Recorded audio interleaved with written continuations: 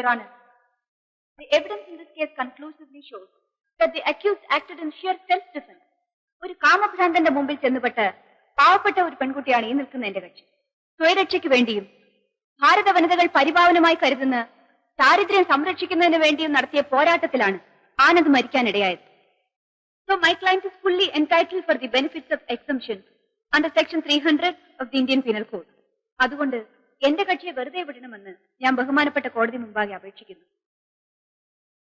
That's all, Your Honor.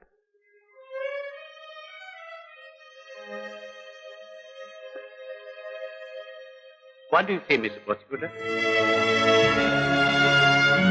Your Honor, I am surprised to hear the submissions of my learned friend that the accused has committed this crime just to protect her chastity. Exhibit P15 ആയി ഹാജരാക്കിയിരിക്കുന്ന documents എന്റെ സഹപ്രവർത്തക മറന്നു കളഞ്ഞതാകാം. ഈ നിൽക്കുന്ന പ്രതി അവിവാഹിതയായ ഈ സ്ത്രീ ഗർഭിണിയാണെന്ന് ഞാൻ പറഞ്ഞാൽ എന്റെ സഹപ്രവർത്തകയ്ക്ക് നിഷേധിക്കാൻ പറ്റുമോ?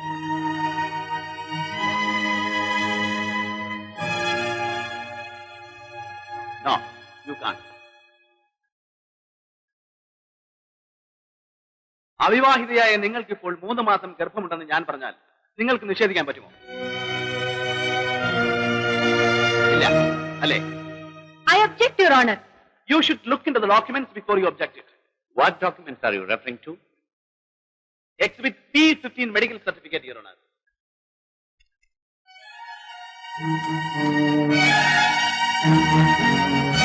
Objection overruled. You can proceed. സ്ത്രീയുടെ ഏറ്റവും വലിയ സമ്പത്തെന്ന് വിശേഷിപ്പിക്കാവുന്ന ചാരിത്രത്തെക്കുറിച്ച് ബോധമുള്ള ഏതൊരു സ്ത്രീയും അവിഹിതമായി ഗർഭിണിയായാൽ കൂടി വയറ്റിൽ കിടക്കുന്ന കുഞ്ഞിന്റെ അച്ഛനാരാന്ന് പറയാൻ മടി കാണിക്കില്ല. ഇപ്പോഴെങ്കിലും നിങ്ങൾക്ക് പറയാൻ കഴിയുമോ നിങ്ങളുടെ വയറ്റിൽ കിടക്കുന്ന കുഞ്ഞിന്റെ അച്ഛനാരാണെന്ന്? മാന്യന്മാരായ എല്ലാ തന്തമാരുടെയും പേര് പറയാൻ കഴിഞ്ഞില്ലെങ്കിലും ഒരാളുടെയെങ്കിലും പേര് പറയാൻ നിങ്ങൾക്ക് കഴിയും. Excuse me.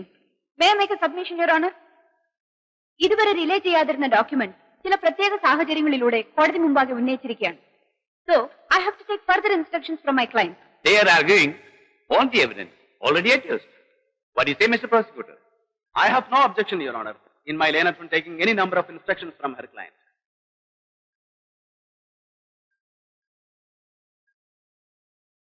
The case is adjourned to 30th of this month. എന്നാലും ആ കുട്ടിക്ക് എന്നോട് പറയാമായിരുന്നില്ല. എനിക്കും അറിയില്ലായിരുന്നു. വക്കീലിനോടും ഡോക്ടർമാരോടും ഒന്നും വിളിച്ചേക്കാം. രവി, 1 second. ഞാൻ പോട്ടെ. ഇന്നത്തെ പെർഫോമൻസ് കലക്കിയിട്ടുണ്ട്. ശശികല ഒട്ടും മോശമില്ലായിരുന്നു. സ്വന്തം വർഗമായതുകൊണ്ടായിരിക്കും ഇത്ര ആവേശം. നാട്ടിൽ പോട്ടെ പോന്നു. ഇന്നലെ ഹസ്ബൻഡിന് കോട്ടയത്തേക്ക് ട്രാൻസ്ഫർ ആയി കേട്ടോ. അറിഞ്ഞു. പണിഷ്മെന്റ് ട്രാൻസ്ഫർ ആണെന്നാണല്ലോ കേട്ടത്. ESI ഡോക്ടറല്ലേ, തൊഴിലാളികൾക്ക് ലീവ് എഴുതി കൊടുത്ത് കണ്ടമാനം കാശ് വാങ്ങിക്കുന്നുണ്ടാവും. ട്രാൻസ്ഫറിന് അതൊരു കാരണം മാത്രം. ശശികലയാണ് ഡോക്ടറെ കോട്ടയത്ത് കൊണ്ടാക്കിയെന്ന് കേട്ടല്ലോ. പോയിരുന്നു. വരട്ടെ.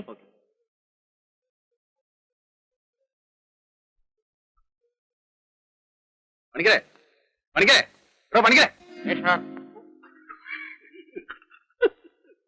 എന്താണോ ഇത് കോടതി വന്നിട്ട് കിടന്നുറങ്ങുന്നു?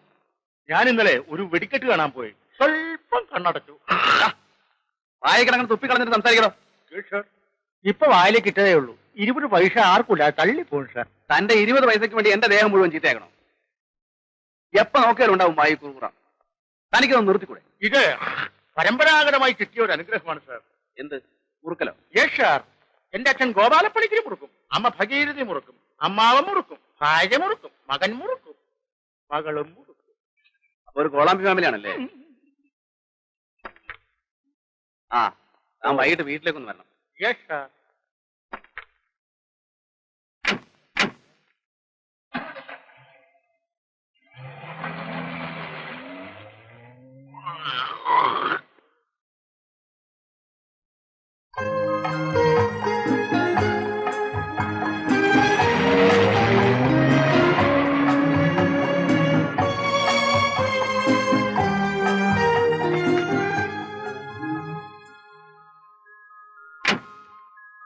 Good evening എന്തുകുട്ടി.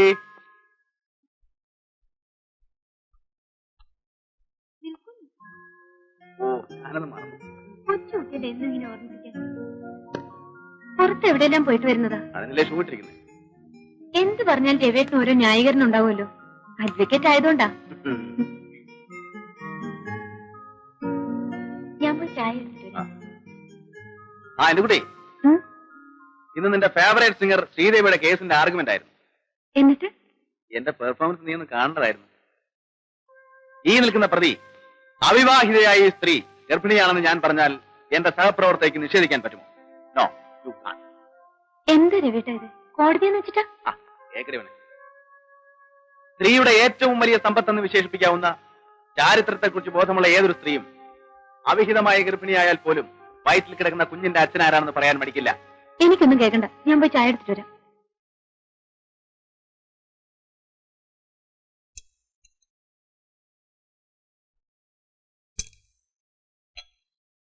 ശ്രീദേവിയെ കുറിച്ച് രവിട്ടൻ പറയുന്നത് കേട്ടിട്ട് എനിക്ക് വിശ്വസിക്കാൻ തോന്നില്ല. ആ കുട്ടി നിരപരാധിയാണെന്നാ എന്റെ മനസ്സ് പറയുന്നത്. ഞാനൊരു പബ്ലിക് പ്രോസിക്യൂട്ടറാണ്. എന്റെ ജോലി ഞാൻ ചെയ്യും. നീ കോളേജിൽ പഠിക്കുമ്പോ ആ കുട്ടിയുടെ ഗാനമേള കേട്ടിട്ടുണ്ടെന്ന് വെച്ച് അവൾ ഇങ്ങനെയൊന്നും ചെയ്യില്ല എന്ന് നിനക്ക് തെളിയിക്കാൻ പറ്റുമോ? നീ അവിരച്ച് വിളമ്പിക്കും. ശ്രീദേവിക്ക് സ്വന്തക്കാരും ബന്ധുക്കളുമായി ആരുമില്ല. അതുകൊണ്ടാണ് ഈ കേസ് ഞങ്ങൾ ട്രൂപ്പുകാർ തന്നെ ഏറ്റെടുത്ത് നടത്തുന്നത്. ആ കുട്ടി ഇങ്ങനെ ചെയ്യുമെന്ന് എനിക്ക് വിശ്വസിക്കാൻ കഴിയുന്നില്ല.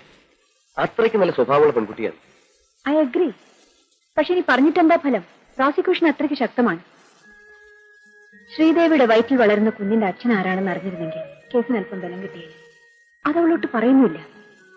അല്ല, ശ്രീദേവിക്ക് അങ്ങനെ ആരെങ്കിലുമായി ബന്ധമുള്ളതായി? ഇല്ല, ഞങ്ങൾക്കങ്ങനെ യാതൊരു അറിവുമില്ല. ഇനിയിപ്പോ വക്കീൽ സാറ് ചോദിച്ചാൽ ചിലപ്പോ എന്തെങ്കിലും പറഞ്ഞിരിക്കും. ശരി, ഇല്ല, എനിക്കൊന്നും പറയാനില്ല. പറയാനുള്ളതെല്ലാം ഞാൻ കോടതിയിൽ പറഞ്ഞതാണ്. ശ്രീദേവിക്ക് എന്താണ് സംഭവിച്ചത് എന്നോട് തുറന്നു പറയൂ. എന്നാൽ മാത്രമേ കേസിന് അല്പമെങ്കിലും ബലം കിട്ടുകയുള്ളൂ. ആരാണ് ശ്രീദേവിയുടെ വയറ്റിൽ കിടക്കുന്ന കുഞ്ഞിന്റെ അച്ഛൻ?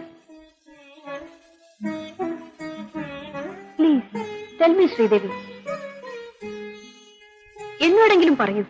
ഇല്ല, ഞാനത് പറയില്ല. എന്നോട് അത് മാത്രം ചോദിക്കരുത്. എനിക്കൊരു അപേക്ഷയുള്ളൂ. എനിക്ക് ഏറ്റവും വലിയൊരു ശിക്ഷ വാങ്ങിത്തരും.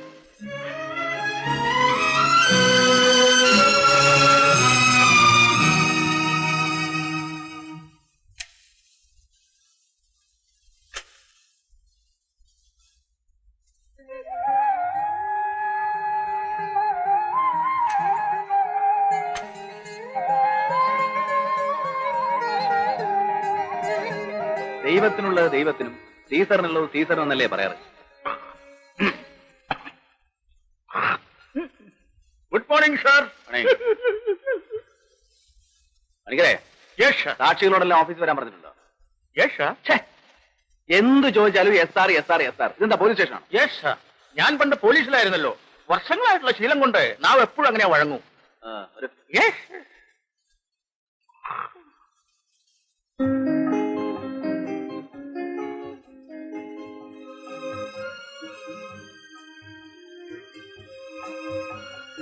വരട്ടെ.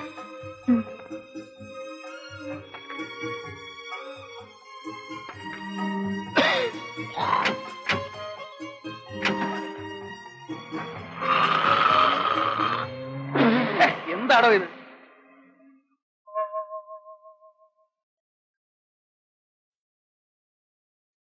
യുവർ ഓണർ, അച്ഛനോ അമ്മയോ ബന്ധുക്കളോ ആരുമില്ലാത്ത അബലയായ ഒരു പാവപ്പെട്ട പെൺകുട്ടിയാണ് എന്റെ കക്ഷി. പ്രത്യേകിച്ച് സംഗീതത്തെ സ്നേഹിക്കുന്ന ഒരു കലോപാസകയും. അങ്ങനെയുള്ള ഈ പെണ്ണിന് ഒരിക്കലും ഒരാളെ കൊലപ്പെടുത്താൻ കഴിയില്ല.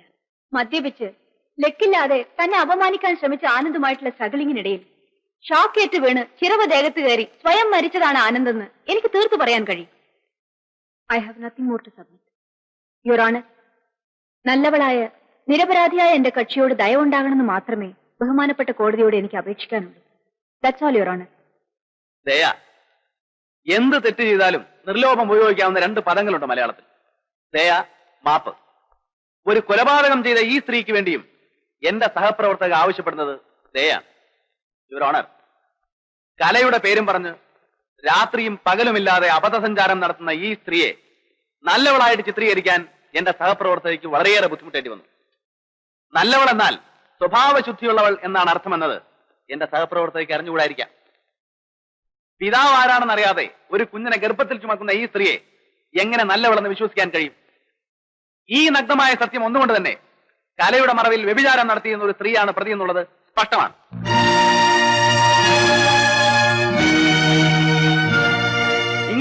സ്ത്രീ ഭാരത സ്ത്രീകളുടെ ഭാവശുദ്ധി കാത്തു സൂക്ഷിക്കുന്നവളാണെങ്കിൽ ഇവരെ വെറുതെ വിടുന്നതിൽ എനിക്ക് വിരോധമില്ല. പക്ഷേ എന്റെ അഭിപ്രായം മറിച്ചാണ്. She deserves the maximum punishment.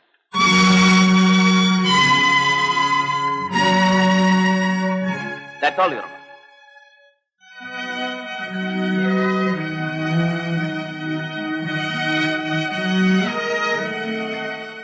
നിങ്ങൾക്കിതേക്കുറിച്ച് കോടതിയോട് എന്തെങ്കിലും പറയാനുണ്ടോ? ബഹുമാനപ്പെട്ട കോടതിക്ക് ദയവുണ്ടായി എന്നെ തൂക്കിക്കൊല്ലാൻ വിധിക്കണമെന്ന അപേക്ഷ എനിക്കുള്ളൂ.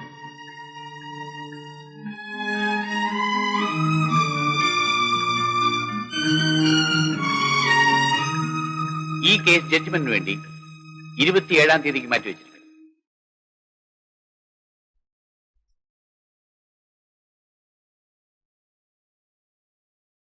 ശ്രീദേവിക്ക് ശിക്ഷ കിട്ടോ രവിട്ട? കുറ്റം ചെയ്താൽ പിന്നെ ശിക്ഷ കിട്ടില്ലേ? സത്യത്തിൽ ആ കുട്ടിയെ വെറുതെ വിടേണ്ടതാട്ടോ. കൊലപാതകം ചെയ്തിട്ടോ? മാനം രക്ഷിക്കാൻ വേണ്ടി പെട്ടെന്ന് അങ്ങനെ സംഭവിച്ചതാവും. മാനം രക്ഷിക്കാൻ വേണ്ടിയാണെങ്കിൽ തന്റെ ആരാണെന്ന് അറിയാത്ത ഒരു കുഞ്ഞിനെ അവളെ ഗർഭം ധരിക്കൂ. She's carrying 3 months. എന്തോ പറഞ്ഞു കേട്ടിടത്തോളം ആ കുട്ടി നിരപരാധിയാകാനാണ് സാധ്യത.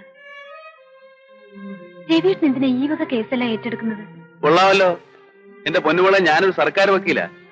പ്രതികളോടൊക്കെ അനകമ്പ് കാണിക്കാൻ പോയാലേ നമ്മുടെ കഞ്ഞൂടി മുട്ടും. എന്നാലും രവിയേട്ട, നീ ഒന്നും മിണ്ടാതിരിക്കുന്നുണ്ടോ? എന്നെ കൊണ്ട് ജോലി ഒന്നും ചെയ്യിക്കില്ലെന്ന് വെച്ചാ വെറുതെ ഓരോന്നും ചോദിച്ചിട്ടുണ്ട്.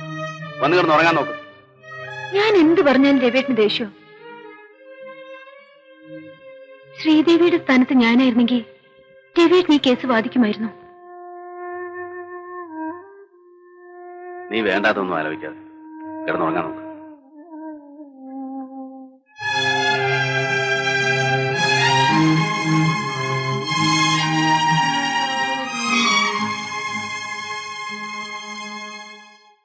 സാഹചര്യ തെളിവുകളുടെ അടിസ്ഥാനത്തിൽ പ്രതി കുറ്റം ചെയ്തതായി ഈ കോടതിക്ക് ബോധ്യം വന്നിരിക്കുന്നതിനാൽ ഇന്ത്യൻ ശിക്ഷാ നിയമം 302-ാം വകുപ്പ് പ്രകാരം പ്രതി കൊലപാതകം ചെയ്തതായി തെളിഞ്ഞിരിക്കുന്നു.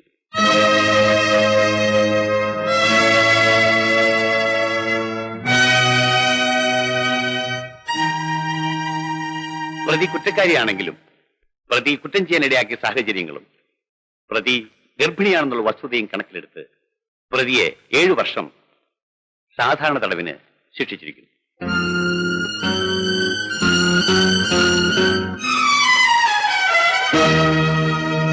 പ്രതി ഗർഭിണിയായതിനാൽ ശിക്ഷാസമയത്ത് ജയിലിൽ പ്രതിക്ക് വൈദ്യസഹായവും ശുശ്രൂഷയും നൽകിയിരിക്കണം. I hereby direct that the superintendent of the central jail will follow the above instructions strictly.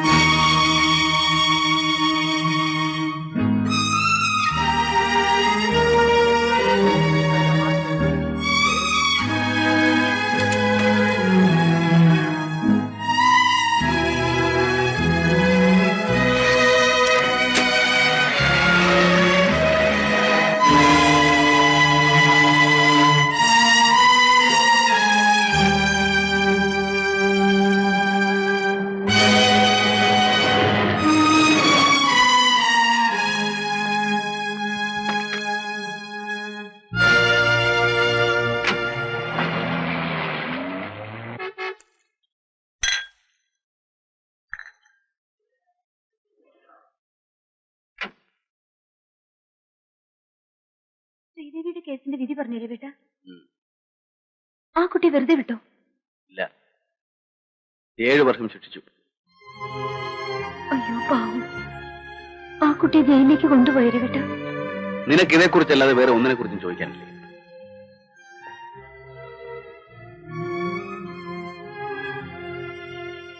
ഞാനിന്ന് നേരത്തെ വന്നത് നിനക്ക് അമ്പലത്തിൽ പോണെന്ന് പറഞ്ഞുകൊണ്ടാ. ഫ്രണ്ട്സ് എല്ലാം കൂടെ ഒരു പാർട്ടിക്ക് ക്ഷണിച്ചതാ. പിന്നെ ഞാൻ ആൾസോക്ക് അടിച്ചെന്നെ വരത്തുള്ളായിരുന്നു. ആ പാവം പെൺകുട്ടിയെ 7 വർഷം ശിക്ഷിച്ചതിന്റെ ആഘോഷത്തിനായിരിക്കും. കഷ്ടമുണ്ട് രവിയേട്ട. നിങ്ങൾ വക്കീലന്മാർക്ക് യാതൊരു സെന്റിമെന്റ്സും ഇല്ല. ഞങ്ങൾ വക്കീലന്മാർക്ക് ഒരൊറ്റ സെന്റിമെന്റ്സേ ഉള്ളൂ, അവരവരുടെ ഭാര്യ, കുട്ടികൾ, കുടുംബം. എന്നാൽ ഈ വക്കീൽ പണി അത്ര നല്ല ജോലിയൊന്നുമല്ല. നിരപരാധിയാണ് ശിക്ഷിക്കപ്പെടുന്നെങ്കിൽ ആ ശാപം രവിയേട്ടനല്ലേ കിട്ടൂ. ഇന്ന വല്ല നാട്ടിൻപുറത്തുള്ള വാദ്യന്മാരോ വല്ല മൃഗഡോക്ടർമാരോ ആരെങ്കിലും കെട്ടാണ്ടിരുന്നത്. എന്നധികം കളിയാക്കൊന്നും വേണ്ട കേട്ടോ. എന്റെ പൊന്ന് എന്ത് കുട്ടി, നമുക്ക് ഇതൊക്കെ നോക്കിയാൽ ജീവിക്കാൻ പറ്റുമോ? വാ, അമ്പലത്തിൽ പോണ്ടേ.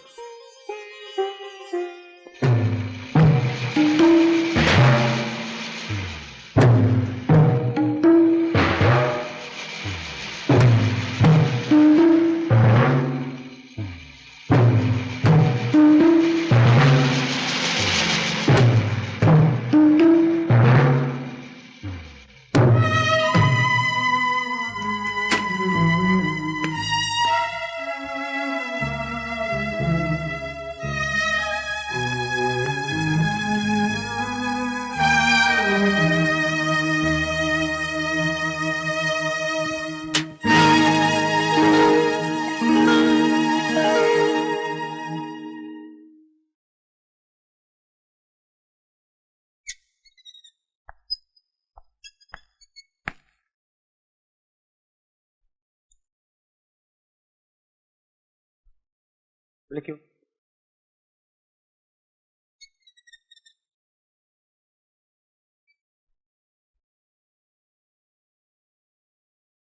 എന്താ പേര്? ശ്രീദേവി. ഗർഭിണിയാണല്ലേ?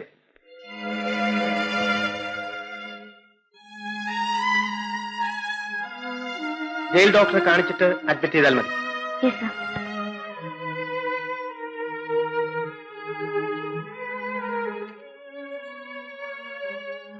പൊയ്ക്കോളൂ. You can go.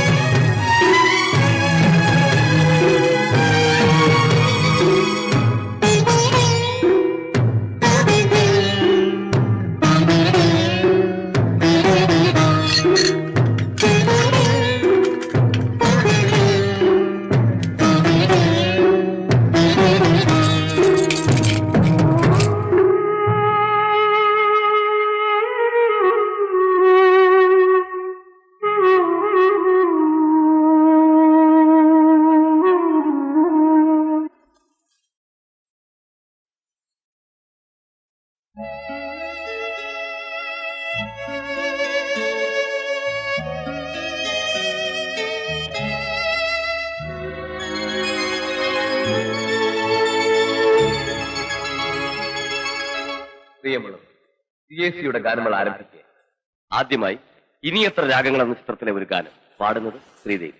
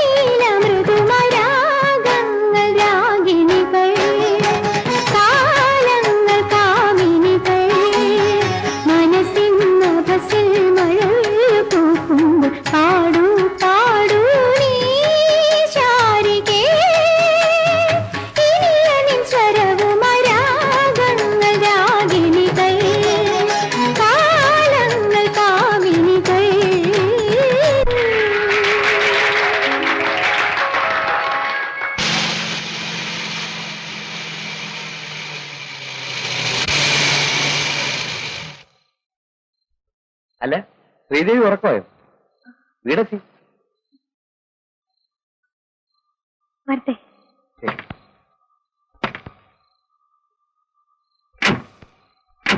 ഒറ്റയ്ക്ക് പോകണ്ട, ഞാൻ കൊണ്ട് നാക്കാം. വേണ്ട, ഞാൻ പൊയ്ക്കോളാം.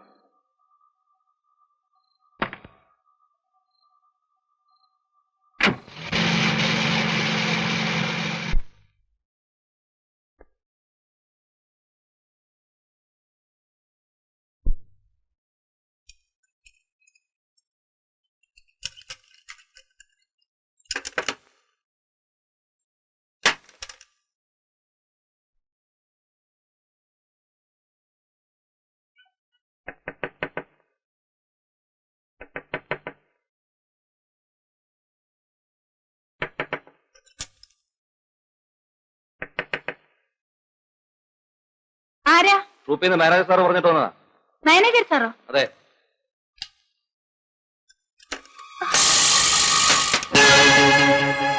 നിങ്ങളോ? എന്തായി പാതിരാത്രി? എന്നെ തീരെ പ്രതീക്ഷിച്ചില്ലല്ലേ? ട്രൂപ്പ് മാനേജറുടെ പേര് പറഞ്ഞാലേ വാതിൽ തുറക്കുമെന്ന് എനിക്കറിയാം. ഒരു ചെറിയ കള്ളം പറയേണ്ടി വന്നു. നിങ്ങൾ എന്താണ് ഇപ്പോൾ ഇങ്ങോട്ട് വന്നത്? സുന്ദരിയായ ഒരു പെൺകുട്ടി തനിച്ച് താമസിക്കുന്ന വീട്ടിൽ ആരോഗ്യവും കരുത്തുമുള്ള ഒരു ചെറുപ്പക്കാരൻ പാതിരാത്രി കയറി വരുന്നത് എന്തിനായിരിക്കും? മര്യാദയ്ക്ക് ഇവിടുന്ന് പോകും. ഇല്ലെങ്കിൽ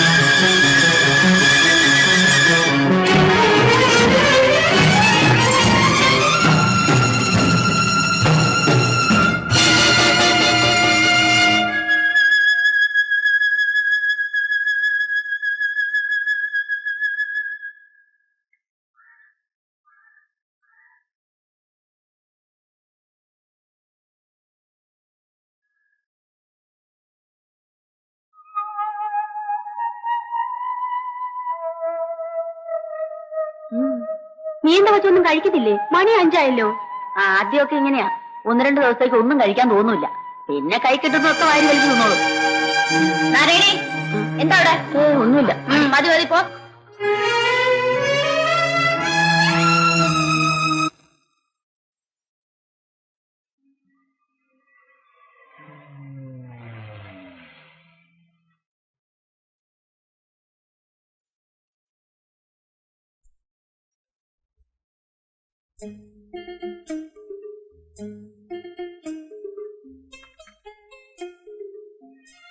ഗുഡ് ഈവനിംഗ് കുട്ടി. എന്താ വീട്ട് എന്ന് ലേറ്റായി? ഉച്ചയ്ക്ക് ഫോൺ ചെയ്യാന്ന് പറഞ്ഞിട്ട് എന്താ വിളിക്കായിരുന്നത്? ഉച്ചയ്ക്ക് വേറെ എവിടെയെങ്കിലും പോയിരുന്നു? എന്ത് ചോദിച്ചാലും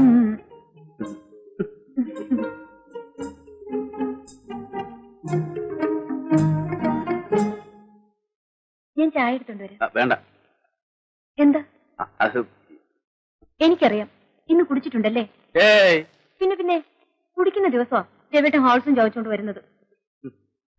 നീ നമ്മുടെ അഡ്വക്കേറ്റ് മോഹന്റെ വെഡിങ് ആനിവേഴ്സറി ആയിരുന്നു. ഞങ്ങൾ എല്ലാവരും ഓരോ സ്മാൾ അടിക്കണമെന്ന് അവനൊരു വാശി. ഞാൻ ഒഴിഞ്ഞു മാറാൻ ശ്രമിച്ചതാ, പക്ഷെ അവൻ സമ്മതിക്കുന്നു. അതെ അതെ, കുടിക്കാൻ ഓരോരോ കാരണങ്ങൾ. എന്തിനാ രവിട്ടൻ ഇങ്ങനെ തുടങ്ങുന്നത്? അത് കൊള്ളാം. അല്ല, നിന്നെ ഞാൻ കല്യാണം കഴിച്ചിട്ട് 2-2.5 വർഷമായില്ലേ? എന്നിട്ട് നിന്റെ എന്തിട്ടാ കുട്ടിയെ എന്നുള്ള ഈ വള്ളുവിനാടൻ ഭാഷ മാറ്റാറായില്ലേ? വേണ്ട വേണ്ട, മറിക്കാനൊന്നും നോക്കണ്ട. ചൂടാകാതെ മാഡം, നമുക്ക് വഴിയുണ്ടാക്കാം.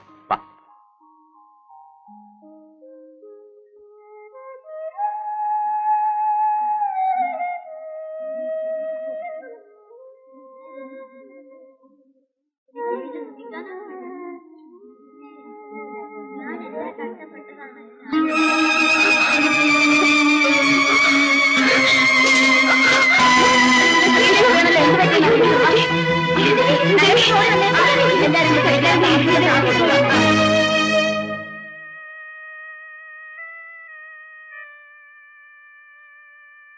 എന്താണ് ഡോക്ടർ? കുഴപ്പമൊന്നുമില്ല, ഗർഭത്തിന്റെ ലക്ഷണമാണ്. അല്പ പ്രശ്നമുണ്ട്. തൽക്കാലത്തേക്ക് ഞാൻ ഇഞ്ചക്ഷൻ കൊടുക്കും. ആ ഇവരെല്ലാം വേഗം വാർഡിലേക്ക് കൊണ്ടു പോണോ? ഒന്നും പറഞ്ഞു പോലുമില്ല, എന്താണെന്നൊന്ന് പറഞ്ഞും കൂടെ ഇല്ല. ഓ എന്നാലും അവൾ ഒപ്പിച്ചോണ്ട് ആളോടി വന്നത് ഭയങ്കര.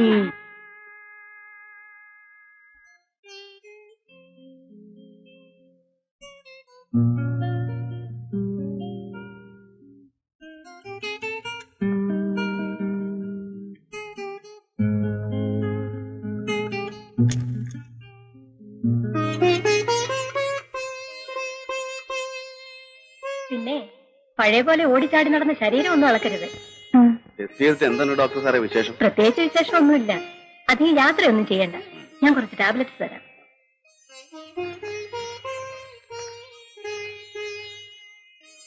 അപ്പോഴേ എന്താ ഡോക്ടർ സൂക്ഷിക്കണമെന്ന് പറഞ്ഞു? ചുമ്മാ ഇരിക്കും കേട്ടോ.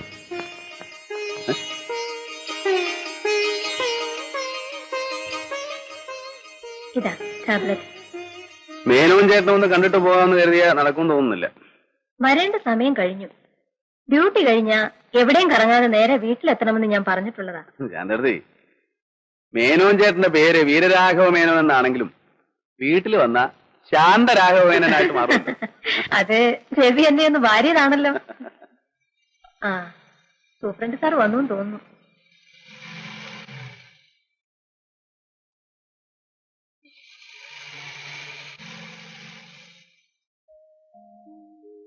അല്ല ഇതാരെ, നിങ്ങളെപ്പോ വന്നു? ഞങ്ങൾ വന്നിട്ട് കുറെ നേരമായി. മേനോൻ ചേട്ടനെ കണ്ടു പോകാന്ന് കരുതി. ഇവർ കാത്തു കൊടുത്തു ശാന്തം? അതൊക്കെ എപ്പോഴേ കഴിഞ്ഞു. പോട്ടെ എടുത്തി, പറഞ്ഞതൊക്കെ മറക്കരുത്. മരുന്ന് മുടങ്ങാതെ കഴിക്കണം. വരട്ടെ. ഓക്കെ. വരട്ടെ. നിങ്ങളോട് വാങ്ങിക്കാൻ പറഞ്ഞ സാധനങ്ങളൊക്കെ വാങ്ങിച്ചോ? അതെങ്ങനെ വാങ്ങിക്കാനാ? കാലത്ത് ചെന്നപ്പോ മുതലേ ഏടാകുടങ്ങളാ. അവിടെ ജോലിയില്ലാതെ നിൽക്കുന്ന എത്രയോ പോലീസുകാരുണ്ട്. അവരെ ആരെ കൊണ്ടെങ്കിലും വാങ്ങിപ്പിക്കാമായിരുന്നില്ലേ? അവന്മാരെ അയച്ചാ ഒത്തിരി മുതലാവും. കൊടുത്തയക്കുന്നതിന്റെ പകുതി അവന്മാര് കത്തും. അതിലും ഭേദം അവിടെ കിടക്കുന്ന ഏതെങ്കിലും കള്ളന്മാരെ അയക്കുന്ന. അവന്മാരാകുമ്പം ഈ പോലീസുകാരെ പോലെ നക്കാപ്പിച്ച കാശ് മോഷ്ടിക്കല. അതെങ്ങനെയാ? നിങ്ങളൊക്കെ അല്ലേ മാർഗദർശികൾ. പോകാൻ രവിട്ട, സമയം ഒരുപാടായി.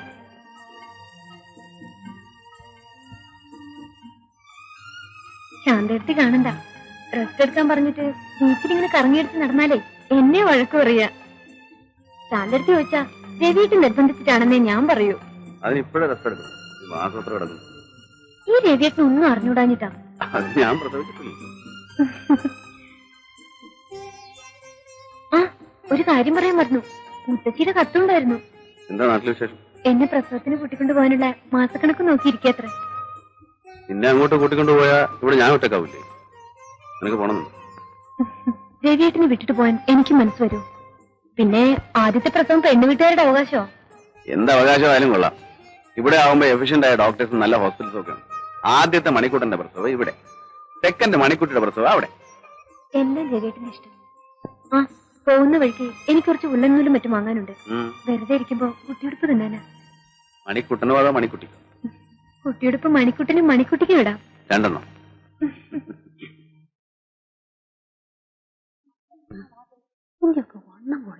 അതെങ്ങനെ പറയാനാ? നമ്മുടെ റേഷനല്ലേ തിന്നുന്ന. ഒരു പുതിയ സാധനം വരുന്നുണ്ട്.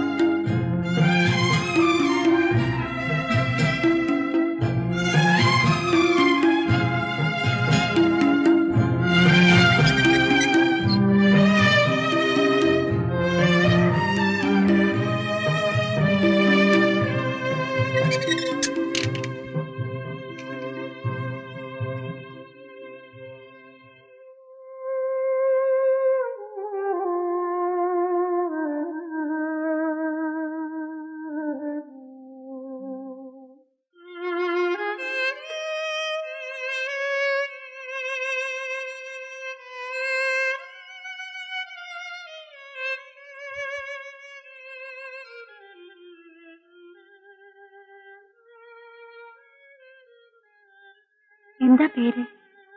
രജനി. എന്ത് തെറ്റ് ചെയ്തിട്ടാ രജനി ഇവിടെ?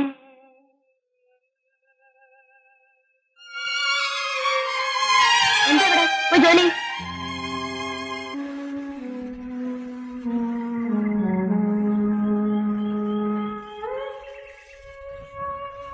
ശ്രീദേവിക്ക് ഇവിടുന്ന് പുറത്തു പോയാ പുതിയൊരു ജീവിതം ഉണ്ടാകുമെന്ന് പ്രതീക്ഷിക്കെങ്കിലും ചെയ്യാം.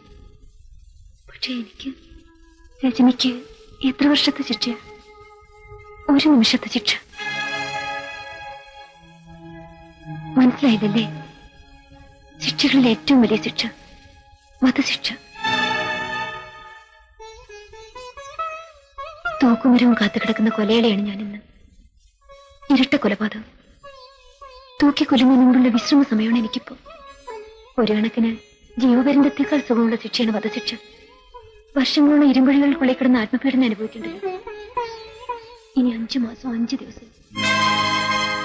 സെപ്റ്റംബർ 15-ാം തീയതി വ്യാഴാഴ്ച രാവിലെ എന്റെ കഴുത്തിൽ ഒരു നിമിഷം കൊണ്ടുള്ള സുഖകരമായ മരണം.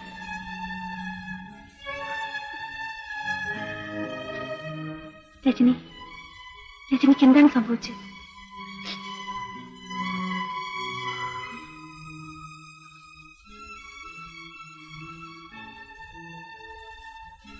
ഞാൻ എന്റെ ഭർത്താവിനെയും രണ്ടാനമ്മയെയും വെട്ടിക്കൊന്നു.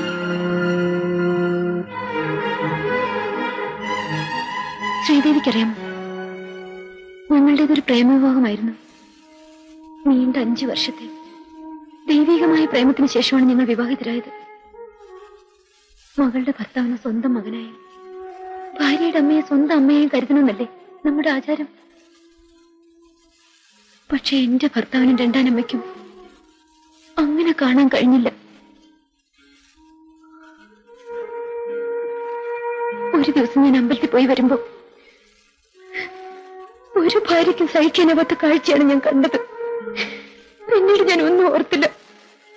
കയ്യിൽ കിട്ടിയ കൊടുവാളെടുത്ത് വെട്ടി രണ്ടിനെയും കൊന്നു.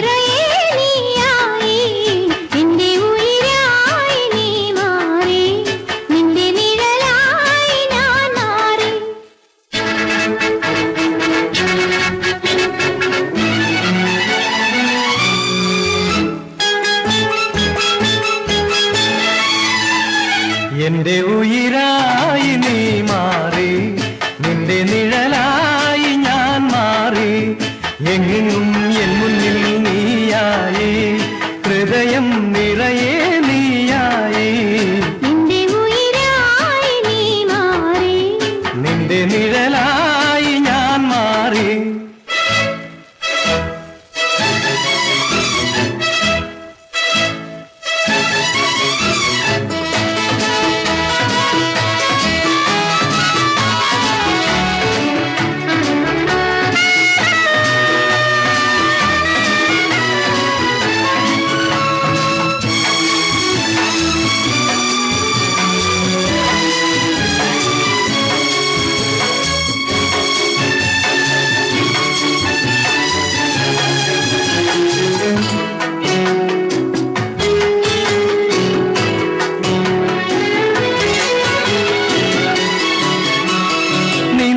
ചുണ്ടിലൊരു ഗാനമായി എന്നെന്നും ഉണരാൻ മോഹം കൊണ്ടു ഞാൻ.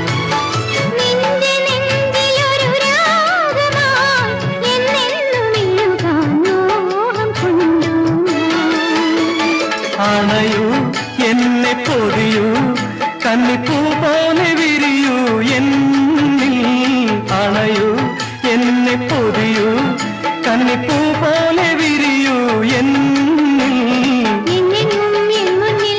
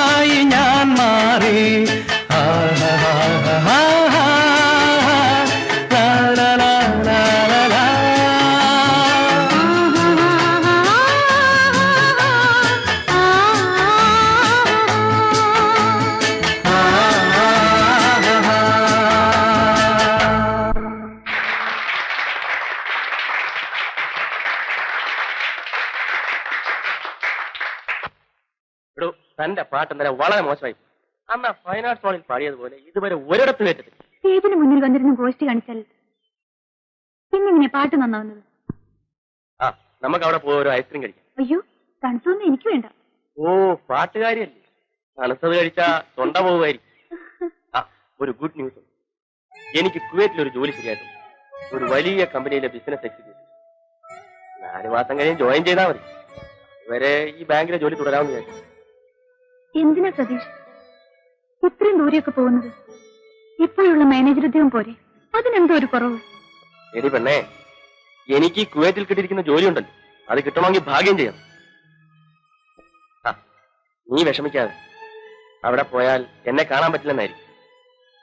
ജോയിൻ ചെയ്ത് 6 മാസം കഴിഞ്ഞ് ഞാനിങ്ങ് വരത്തില്ലേ? എന്നിട്ട് നിന്നെയും കൂട്ടി ഒരു പോക്കുണ്ട് കുവൈറ്റിലേക്ക്. Miss ശ്രീദേവിയായിട്ടല്ല, Mrs സതീഷായിട്ട്. ഹണിമൂണൊക്കെ അവിടെ.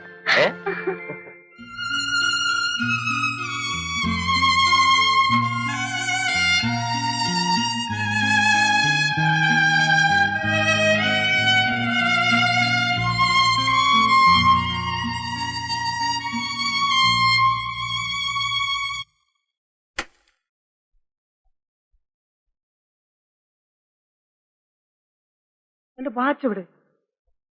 ശാന്തമ്മേ, ഇതെവിടെ കൊണ്ട് വെച്ചു? എന്തിനാ വിളിച്ചു പോകുന്നത്? എന്റെ വാച്ച് കണ്ടോ? വാച്ച് നിങ്ങൾ അവിടെയല്ലേ വെക്കാറുള്ളത്? കണ്ണു തുറന്നു നോക്ക്.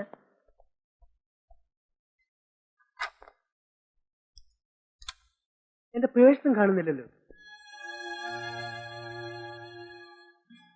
അയ്യോ, എന്റെ വാച്ചും കാണുന്നില്ല, ഹാൻഡ് ബാഗും ഇല്ല. ഇന്നലെ ശമ്പളം വാങ്ങിച്ച മുഴുവൻ രൂപയും അതിലുണ്ടായിരുന്നു. എന്റെ ബാഗിലും ഉണ്ടായിരുന്ന രൂപ. ഇത് ആരെടുക്കാൻ? അയ്യോ, നീ ഇത് കണ്ടോ?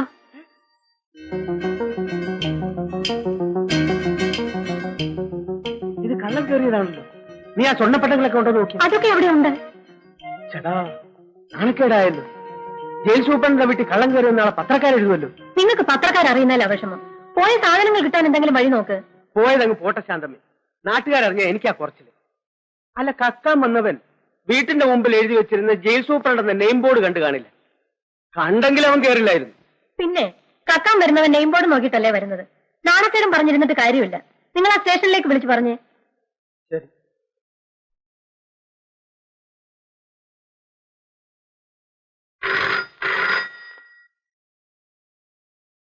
Hello. Hello, police station. Good morning sir. ഇന്നലെ രാത്രി വാച്ചും രൂപയും മാത്രമേ മോഷണം പോയിട്ടുള്ളൂ. ആ ഇന്ന് വെളുപ്പിനെ റെയിൽവേ സ്റ്റേഷനിൽ വെച്ച് ഒരുത്തനെ പിടികിട്ടിട്ടുണ്ട്. ഒരുപക്ഷെ അവനായിരിക്കും.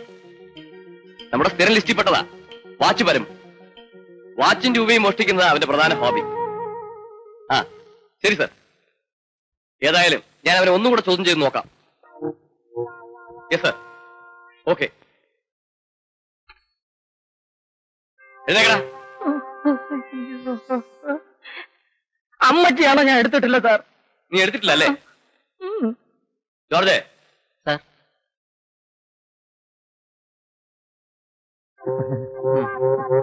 ഇവിടെ നീങ്ങിക്കടാ.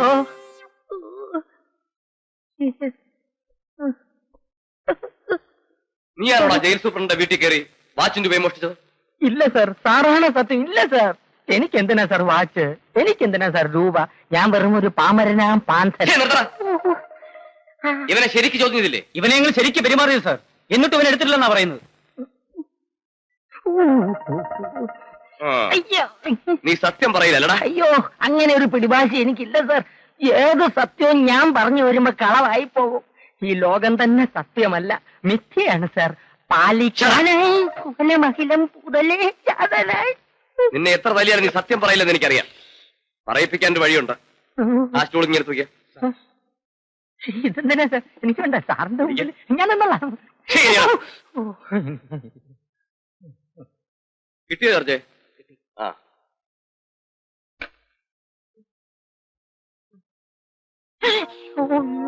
നിന്നെ കൊണ്ട് സത്യം പറയിപ്പിക്കാൻ 30 രൂപയുടെ ചെലവേരിക്കുള്ളൂ. അയ്യോ, റമ്മോ? കുടിക്ക. വേണ്ട സാർ, ഇനിയും എന്നെ എത്ര വേണമെങ്കിലും തല്ലിക്കൊള്ളൂ. ഈ റം എനിക്ക് തരരുത്. ഇവൻ അകത്താക്കിയ സത്യം പറഞ്ഞ് ഞാനും അകത്തായി പോവും. കുടിക്കടാ.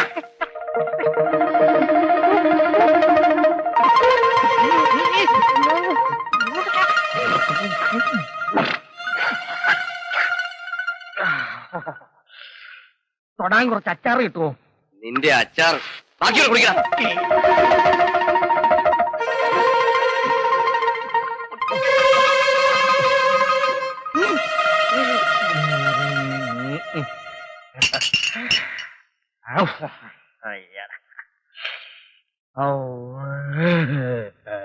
എടാ, നീയാണോ സൂപ്രണ്ടിന്റെ വീട്ടിൽ കയറി മോഷ്ടിച്ചത്?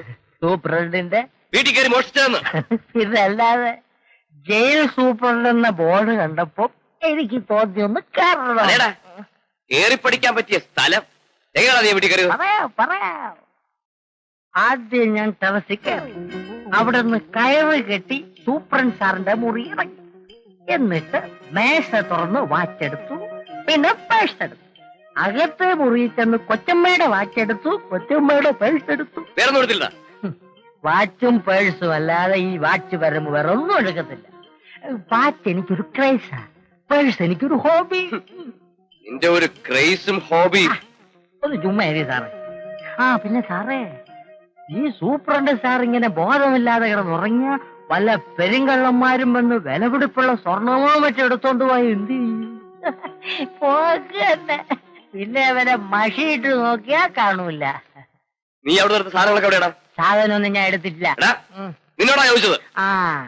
അത് പറയണമെങ്കിൽ ഊതാതെ അക്കാര്യം പറയണമെങ്കിൽ എനിക്കൊരു ഹാഫും കൂടെ മേടിക്കുക.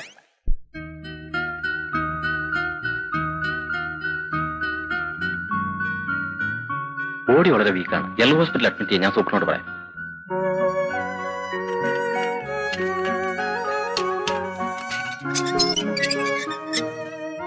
വരും, ജനറൽ ഹോസ്പിറ്റലിലേക്ക് പോവാം.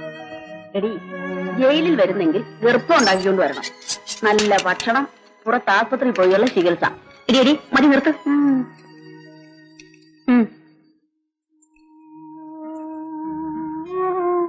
എടി, നമ്മൾ ഓരോ ഗർഭം ഉണ്ടാക്കിക്കൊണ്ട് വന്നിരുന്നെങ്കിൽ നമുക്കും പുറത്തു പോയി ചുറ്റിക്കറങ്ങാമായിരുന്നു. അത് നേരത്തെ ആലോചിക്കണമായിരുന്നു.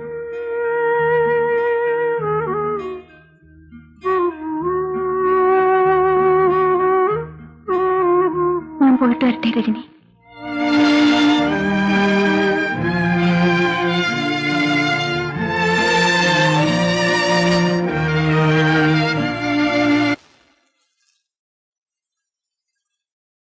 ഈ ക്യാപ്സൂൾസും ടോണിക്കും കഴിക്കും. ഒരാഴ്ച മുടങ്ങാതെ ഇഞ്ചക്ഷനും എടുക്കണം. എന്നും ഇഞ്ചക്ഷൻ എടുക്കാൻ ഇന്ദുവിന്റെ കൂടെ രവിക്ക് വരാൻ പറ്റുമോ? ഇന്ദു കല്യാണിയമ്മയും കൂട്ടി വന്നോളൂ. ഭാര്യമാര് ഗർഭിണിയായ ഭർത്താക്കന്മാർക്ക് ജോലിയായി. ഫസ്റ്റ് ഡെലിവറിക്കേ ഉള്ളൂ ഭർത്താക്കന്മാർക്ക് ടെൻഷൻ. അത് കഴിഞ്ഞാൽ പിന്നെ റൊട്ടീൻ ആയിക്കൊള്ളും. അപ്പൊ ഞങ്ങൾ ഇറങ്ങട്ടെ.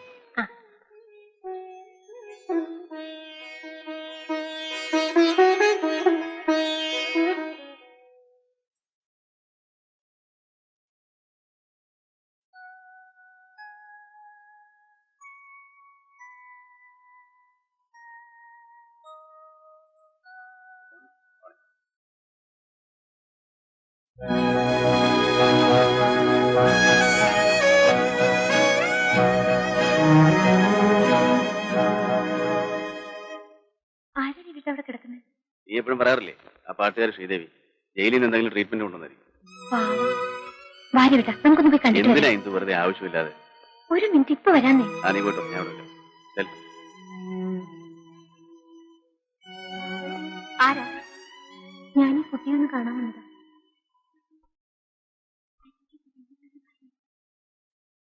ശ്രീദേവി, ദേവി ഞാരെ കാണാൻ വന്നിരിക്കുന്നു.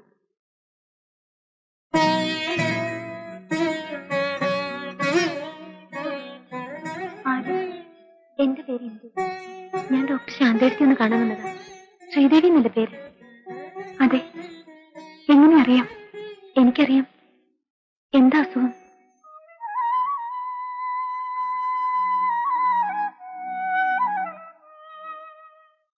നമുക്ക് രണ്ടുപേർക്കും ഒരേ അസുഖമാണല്ലോ.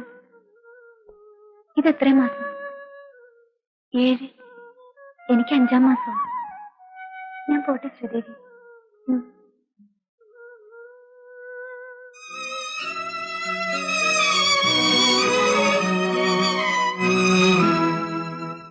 രവിയേട്ടനല്ലേ ശ്രീദേവിക്ക് ശിക്ഷ വാങ്ങിച്ചു കൊടുത്തത്? ശാപം കിട്ടുമെന്ന എനിക്ക് പേടി. പെണ്ണ് മനസ്സുകൊണ്ട് ശപിച്ച എന്താ ഉണ്ടാവുമെന്നറിയോ? വീട്ടിലുള്ളവർക്ക് അതിന്റെ ദോഷം. നീ ഒന്നും മിണ്ടാതിരിക്കുന്നുണ്ടോ? ഞാനിതൊന്ന് വായിച്ചു തീർത്തോടെ. രാത്രി കുറച്ചു നേരം എന്തെങ്കിലും വിശേഷം പറയാൻ രവേട്ടിന് കിട്ടും. അപ്പൊ എന്തെങ്കിലും വായിച്ചുകൊണ്ടിരിക്കും. എന്തോ മായത്തിന് ഇങ്ങോട്ടാ. ഞാൻ പറഞ്ഞതുവല്ലോ രവേട്ടൻ ശ്രദ്ധിച്ചോ? എന്ത് ശ്രദ്ധിക്കാൻ? നിനക്ക് ആപ്പടെ ഒരു സബ്ജക്റ്റിലേ ഉള്ളൂ. ഹോസ്പിറ്റലിൽ വെച്ച് ആ പെണ്ണെ കാണിച്ചു തരാൻ പോയത് അബദ്ധമായി. ആ കുട്ടിയെ കണ്ടാലറിയാം നിരപരാധിയാണെന്ന്. നാളെ ഞാൻ ആശുപത്രി പോകുമ്പോ ആ കുട്ടിക്ക് എന്തെങ്കിലും വാങ്ങിച്ചു കൊടുക്കും. ചേടാ, ഞാൻ കേസ് വാദിച്ച് ശിക്ഷ വാങ്ങിക്കൊടുക്കുന്ന പെണ്ണുങ്ങളെല്ലാം എന്റെ ഭാര്യ പോയി കാണുക, കുശലം പറയുക, അവർക്ക് വേണ്ട സഹായങ്ങൾ എത്തിച്ചു കൊടുക്കുക. നല്ല ഏർപ്പാടാണല്ലോ. നിനക്ക് ആ പെണ്ണിന്റെ ഗാർഡിയൻഷിപ്പ് ഏറ്റെടുക്കാനുള്ള വല്ല പരിപാടിയുണ്ടോ?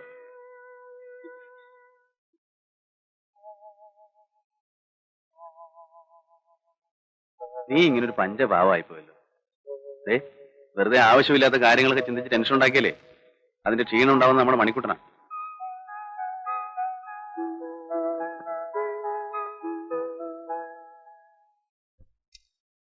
എന്തോ ഞാൻ ഇറങ്ങുന്നു. ഇന്ന് രവേട്ട എല്ലാം മറന്നു. ഗുരുവായൂരപ്പനെ തൊഴുന്ന കാര്യം മറന്നില്ലേ? ആ, കോടതിയിൽ പോകാനുള്ള തിരക്കൊണ്ടാണ് ഗുരുവായൂരപ്പനെ മറന്നതെന്ന് മൂപ്പർക്ക് മനസ്സിലാവും. പക്ഷെ എന്നെ എന്തുകുട്ടിക്ക് മാത്രം മനസ്സിലാവും. ആ, മനസ്സിലാവില്ല. ഇതൊക്കെ പറഞ്ഞു ജയിക്കേണ്ട കാര്യങ്ങളല്ല. Sorry sorry.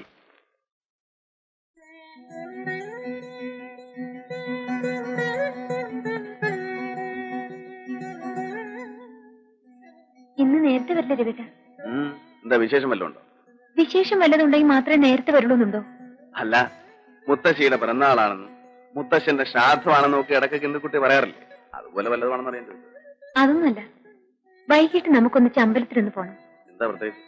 അതൊക്കെ വൈകുന്നേരം വന്നിട്ട് പറയാം. ഓ, സസ്പെൻസ് ആണല്ലേ.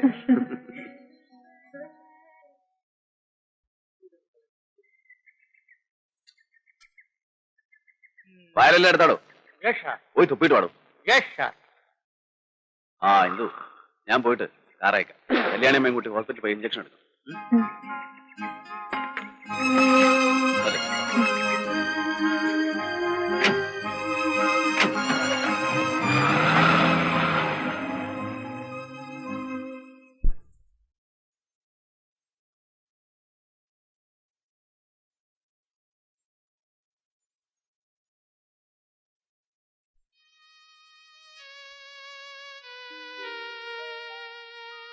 കല്യാണിമേ, ശാന്തടുത്തി മുറിയിലുണ്ടോ നോക്കിയേ. ഞാനിപ്പോ വരാം.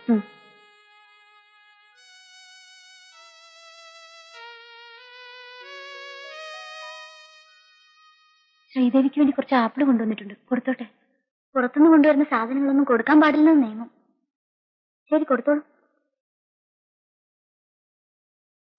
എന്തിനാ ഇതെല്ലാം? ആപ്പിൾ കഴിക്കാൻ പാടില്ലെന്ന് ഡോക്ടർ പറഞ്ഞിട്ടൊന്നുമില്ലല്ലോ. ആരാണെന്ന് എനിക്ക് മനസ്സിലായില്ല. എന്നോട് ഇത്രയും സ്നേഹം കാണിക്കാൻ നിങ്ങളുടെ സഹോദരിയാണെന്ന് കരുതിയാൽ മതി. ഞാനിവിടെ സാധാരണ കിടക്കുന്ന ഒരു രോഗിയെ പോലെയല്ല.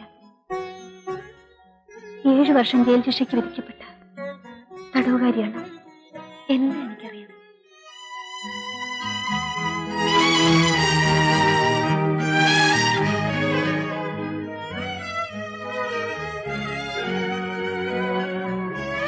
ആഹാ, ഇന്ത്യ ഇവിടെ വന്ന് നിൽക്കുകയാണോ?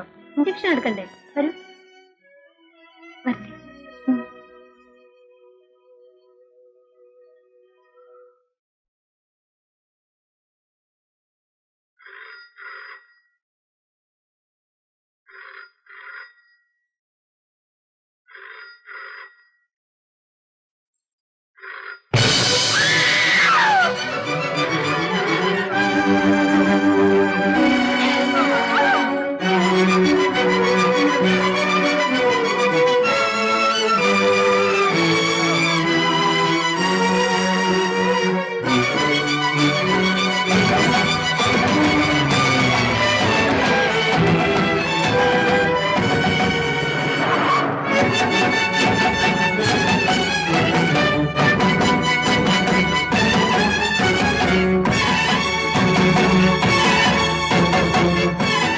ചേച്ചി, എന്റെ എന്തു പറ്റി? പറയൂ ചേച്ചി.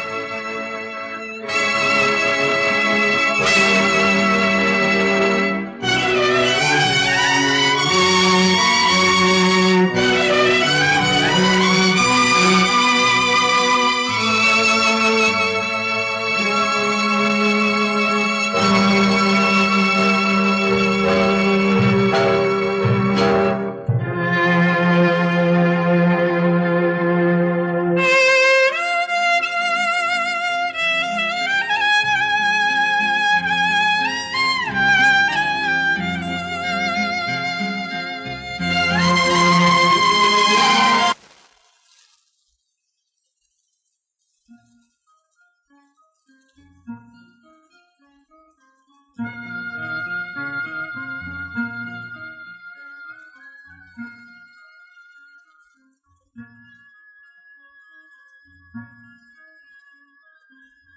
രവിയേട്ട എല്ലാം മറന്നു. ഗുരുവായൂരപ്പനെ തൊഴുന്ന കാര്യം മറന്നില്ലേ? കോടതിയിൽ പോകാനുള്ള തിരക്കുകൊണ്ടാണ് ഗുരുവായൂരപ്പനെ മറന്നതെന്ന് മൂപ്പർക്ക് മനസ്സിലാവും.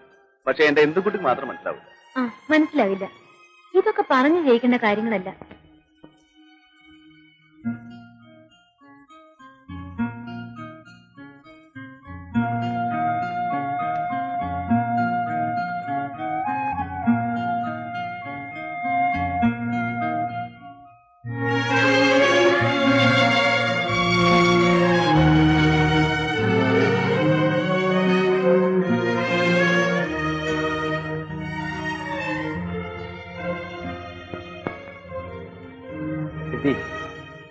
നഷ്ടപ്പെട്ടത് ഒരിക്കലും തിരിച്ചു കിട്ടാൻ പോകുന്നില്ല. ഈശ്വരന്റെ കൽപ്പനകൾ അനുസരിച്ചല്ലേ പറ്റൂ. എഴുന്നേറ്റ് ചെന്ന് കുളിച്ചു വല്ലതും കഴിക്കാൻ നോക്ക്. എത്ര ദിവസമെന്ന് വെച്ചാ ഇങ്ങനെ ഇരിക്കുന്നത്? എഴുന്നേക്ക് രവി.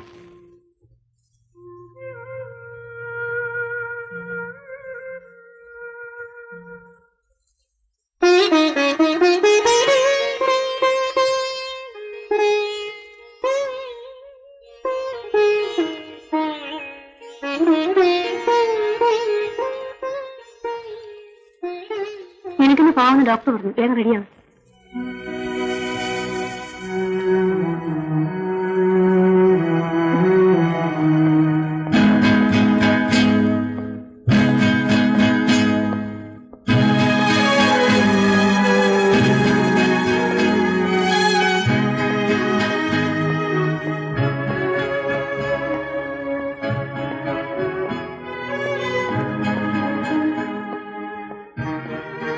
അങ്ങനെ വരും.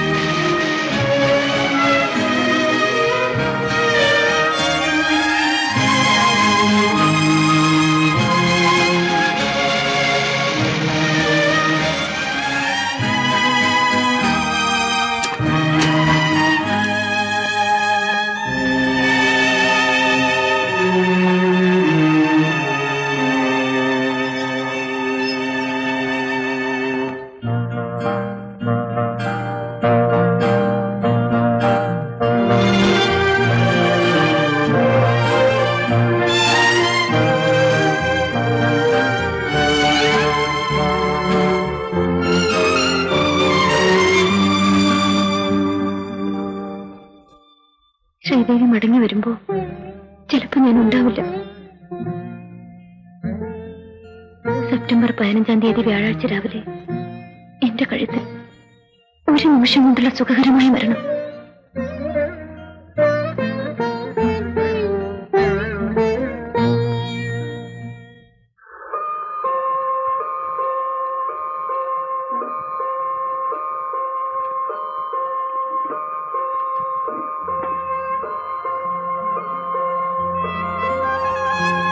രവി, രവി വരുന്നില്ലേ? കോടതി കൂടാൻ സമയമായി.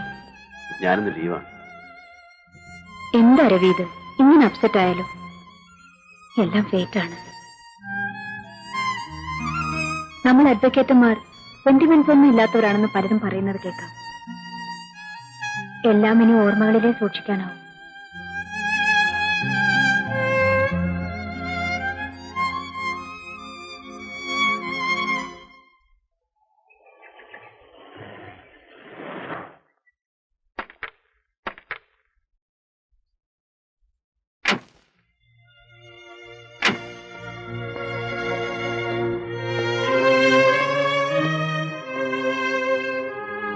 രവിട്ട, എന്താ രവിട്ട ഇത്? ഷൂ ഇട്ടുകൊണ്ടാണ് അകത്ത് പോകുന്നേ? കൊച്ചുകുട്ടിയല്ലേ എന്നിങ്ങനെ ഓർമ്മിപ്പിക്കാൻ.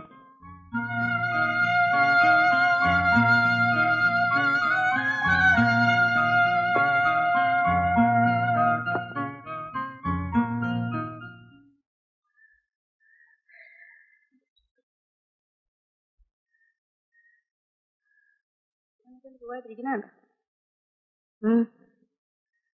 എടി പെണ്ണെ, നീ കൊച്ചിനെ വെച്ചിട്ടുള്ള പണിയൊന്നും എടുക്കണ്ടേ? കൊച്ചിനെ എവിടെയാണ് കിടത്തിട്ട് ജോലി എടുക്കും. ആ, കുഞ്ഞുങ്ങളായ കരയൊക്കെ ചെയ്യും. നീ ആദ്യമായിട്ട് പ്രസവിച്ചത് കൊണ്ടാ. 2-3 ആകുമ്പോ ഒക്കെ ശരിയായിക്കോളും. ചെല്ല്, ഇല്ലെങ്കിൽ വാർഡൻ ഞങ്ങളെയാ ചീത്ത പറയുന്നത് അല്ലേടി? ആ ചെല്ലു വേണ്ടേ, നീ വാങ്ങിച്ചിരിക്കുന്നു.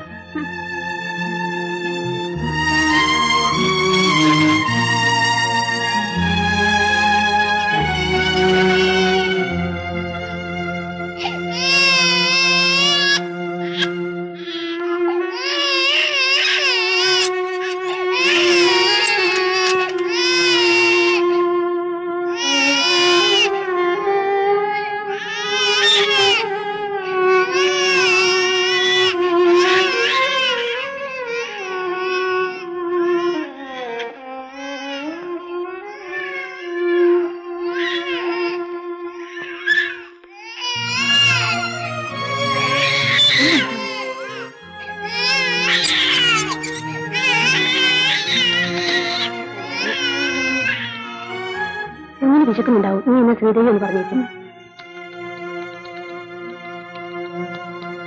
ഇങ്ങോട്ട് കൂട്ടിക്കൊണ്ടുവന്നത് ഒരു പ്രത്യേക കാര്യം പറയാൻ വേണ്ടിയാണ്.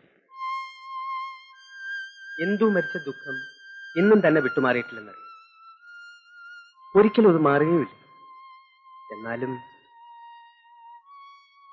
താൻ ചെറുപ്പമാണ്. ഈ ഏകാന്തതയിൽ നിന്നും കുറച്ചെങ്കിലും മോചനം കിട്ടണമെങ്കിൽ താൻ മറ്റൊരു വിവാഹം കഴിക്കും. ശരിയാ രവി, നീ ഒരു വിവാഹം കഴിച്ചാലേ. ഇല്ല ശാന്ത, ഇനിയൊരു വിവാഹത്തെ കുറിച്ച് എനിക്ക് ചിന്തിക്കാനാവില്ല. തന്നെ ഞങ്ങൾ ഉപദേശിക്കുകയാണെന്ന് കരുതരുത്. വിവാഹം കഴിഞ്ഞ ഉടനെ എത്രയോ പേരുടെ ഭാര്യമാർ മരിച്ചിരിക്കുന്നു. അവരൊക്കെ ജീവിക്കുന്നില്ലേ? എല്ലാം ഓരോരുത്തരുടെ ശ്രമിക്കാം. മേനോൻ ചേട്ടനും ശാന്തയെടുത്തും എന്നെ നിർബന്ധിക്കരുത്. എന്റെ ഇന്ദുവിന്റെ സ്ഥാനത്ത് വേറൊരു പെൺകുട്ടിയെ ഇല്ല, എനിക്കതിന് കഴിയില്ല.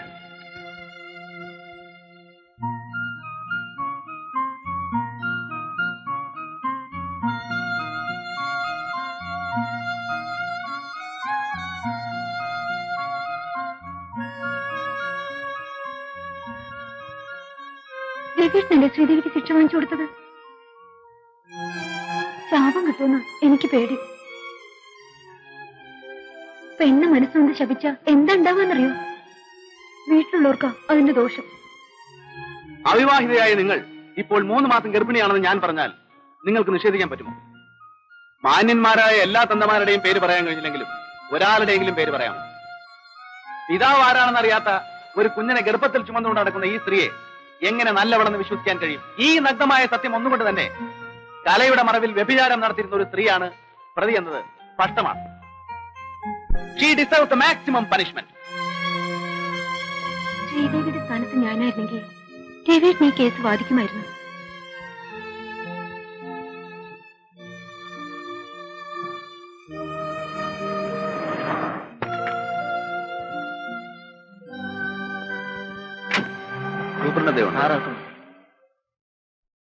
ഹലോ, താനെന്താടോ പതിവില്ലാതെ ഇങ്ങോട്ടൊക്കെ?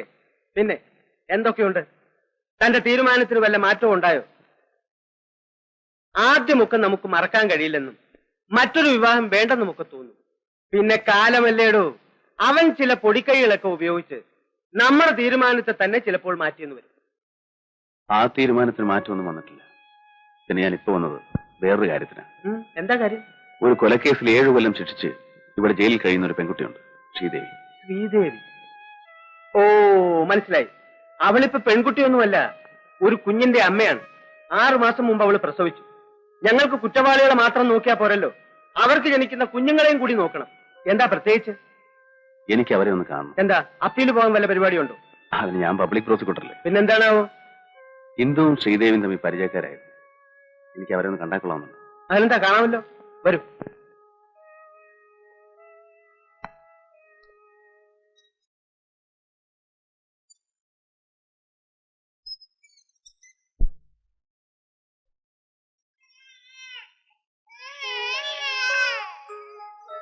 ഇതാണ് അവരുടെ കുട്ടി. അവരെവിടെ പോയി? 3 നേരവും സുഭിക്ഷമായി ആഹാരം കൊടുക്കുന്നതല്ലേ? എന്തെങ്കിലും ജോലി ചെയ്യിക്കണ്ടേ? ഇവിടെ എവിടെയെങ്കിലും കാണും. ഞാൻ വിളിക്കാം. ശരി.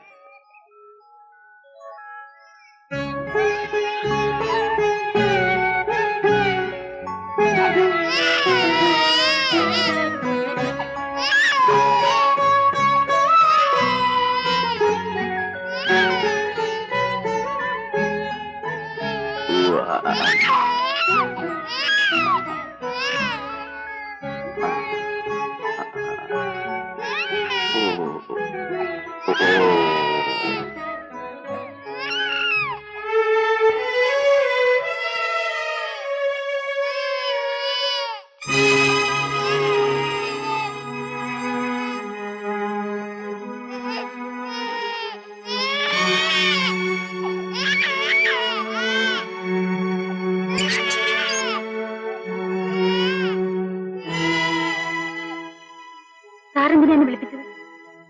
ഇതെനിക്ക് മനസ്സിലായില്ല. മനസ്സിലായി. എന്തിനാ എന്നെ കാണുമെന്ന് പറഞ്ഞത്? ഞാൻ സൂപ്രണ്ട് മേനോനൊന്ന് കാണാൻ വന്നതാ. അപ്പോ ശ്രീദേവിയെ കൂടെ ഒന്ന് കണ്ടിട്ട് പോകാന്ന് കരുതി. അത്രയ്ക്കുള്ളൊരു ബന്ധമൊന്നും നമ്മൾ തമ്മിലില്ലല്ലോ. പിന്നെ വെറും ഒരു നേരം പോക്ക് അല്ലേ? അല്ല, എന്റെ ഭാര്യ ഇന്ദുവിന് ശ്രീദേവി വലിയ ഇഷ്ടമായിരുന്നു. ശ്രീദേവി ഹോസ്പിറ്റലിൽ കിടക്കുമ്പോൾ കാണാൻ വരാറുള്ള ഒരു ഇന്ദുവിന് ഓർമ്മയില്ലേ?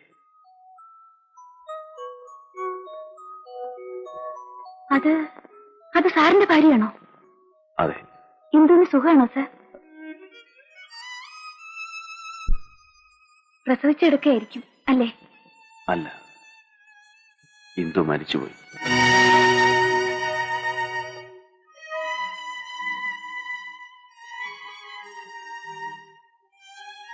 എന്താണോ സംസാരിച്ചു കഴിഞ്ഞോ? പോകാം. ആ കുട്ടിയെ അവിടെ കെട്ടിച്ചിട്ട് പോയി ജോലി ചെയ്തു.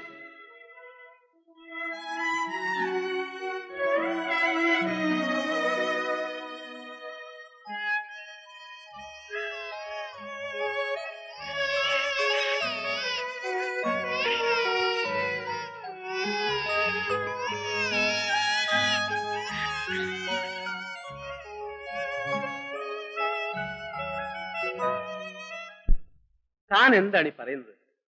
എവിടെയോ അലവലാതിയായി നടന്ന് ഒരു കൊലപാതകവും ചെയ്ത് ജയിലിൽ കഴിയുന്ന ഒരു സ്ത്രീയുടെ കുഞ്ഞിനെ തന്നെ എടുത്ത് വളർത്തണമെന്നുണ്ടോ? എടോ, ഇവിടെ ഒരുപാട് അനാഥാലയങ്ങളുണ്ട്. അവിടെ നിന്ന് ഏതെങ്കിലും ഒരു കുഞ്ഞിനെ എടുത്ത് വളർത്തിയാൽ ഇതിനേക്കാൾ അന്തസ്സാണ്. അനാഥയായ ഒരു കുഞ്ഞിനെ എടുത്ത് വളർത്തുക എന്നല്ല എന്റെ ഉദ്ദേശം. പിന്നെ താൻ 7 കൊല്ലത്തെ ശിക്ഷ വാങ്ങിക്കൊടുത്തതിലുള്ള വിഷമം കൊണ്ടായിരിക്കും. എടോ, ഇവിടെ ജീവപര്യന്തവും മരണശിക്ഷയും വിധിക്കപ്പെട്ട ഒരുപാട് പേരുണ്ട്. അവരോടൊക്കെ വക്കീലന്മാർക്ക് സിമ്പതി തോന്നി തുടങ്ങിയാൽ വിഷമിച്ചു പോത്തേ ഉള്ളൂ. തനിക്കിത് എന്തു പറ്റി? എന്താണെന്ന് വെച്ചാൽ തുറന്നു പറ, ഞാൻ പരിഹാരം ഉണ്ടാക്കിത്തരാം. മേനോൻ ചേട്ടാ, എന്റേതെന്ന് പറയാൻ എനിക്കൊരു കുട്ടിയില്ല. ഇന്ദുവിന് ശ്രീദേവി വലിയ ഇഷ്ടമായിരുന്നു. ശ്രീദേവിയുടെ കേസ് നടക്കുമ്പോൾ എങ്ങനെയെങ്കിലും അവളെ രക്ഷിക്കണമെന്ന് ഇന്ദു എന്നോട് പറയാറുണ്ടായിരുന്നു. അന്ന് ഞാനത് ചെയ്തില്ല. ഇന്ന് ആ സ്ത്രീയുടെ കുഞ്ഞ് ജയിലിൽ കിടന്ന് നരയിക്കുന്നത് കാണുമ്പോൾ അതിനോടൊരല്പം കരുണ കാണിക്കുന്നത് തെറ്റാണെന്നാണോ മേനോൻ ചേട്ടൻ പറയുന്നത്? ഞാൻ പറയാനുള്ളത് പറഞ്ഞു. ഇനിയൊക്കെ തന്റെ ഇഷ്ടം.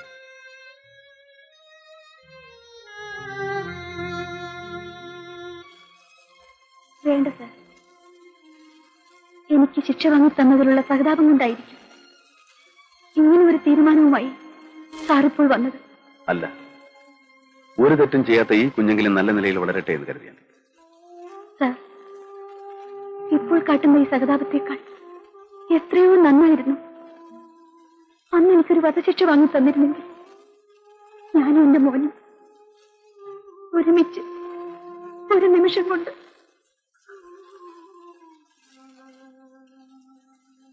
ശ്രീദേവി, കഴിഞ്ഞതെല്ലാം കഴിഞ്ഞു. അറിഞ്ഞോ അറിയാതെയോ ശ്രീദേവിയുടെ ജീവിതത്തിൽ ഒരു തെറ്റ് പറ്റി. ആ തെറ്റിന് ശിക്ഷ ഒന്നും അറിയാത്ത ഈ കുഞ്ഞുകൂടെ അനുഭവിക്കണം. എനിക്ക് ശ്രീദേവിയോട് ഒന്നേ പറയാനുള്ളൂ. ഈ കുഞ്ഞിന്റെ നന്മയോർത്തെങ്കിലും മോനെ എന്റെ കൂടെ വളരാൻ അനുവദിക്കും. എന്റേതെന്ന് പറയാൻ എനിക്ക് കുഞ്ഞു മാത്രമേ ഉള്ളൂ. ഇവന്റെ മുഖം കണ്ട നിമിഷം മുതലാണ് ഞാൻ മരണത്തെ മറക്കാൻ തുടങ്ങി. ഇല്ല സാർ, എന്റെ മോനെ ഞാൻ തരില്ല. എനിക്കതിനാവില്ല.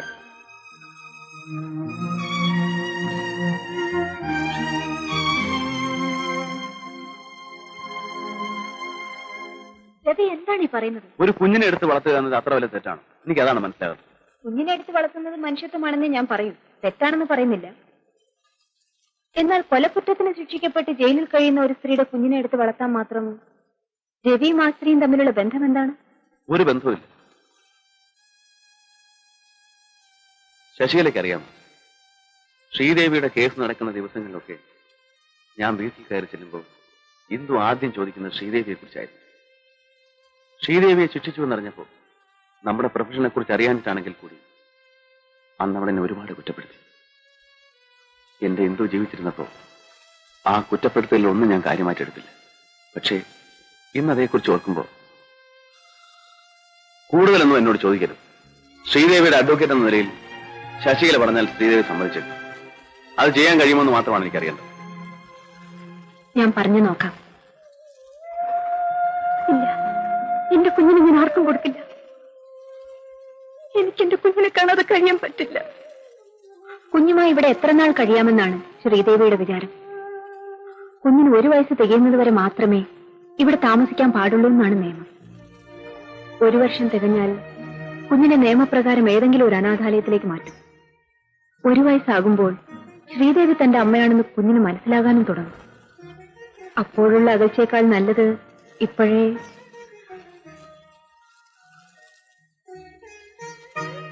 നിന്റെ വേദന എനിക്കറിയാം കുട്ടി.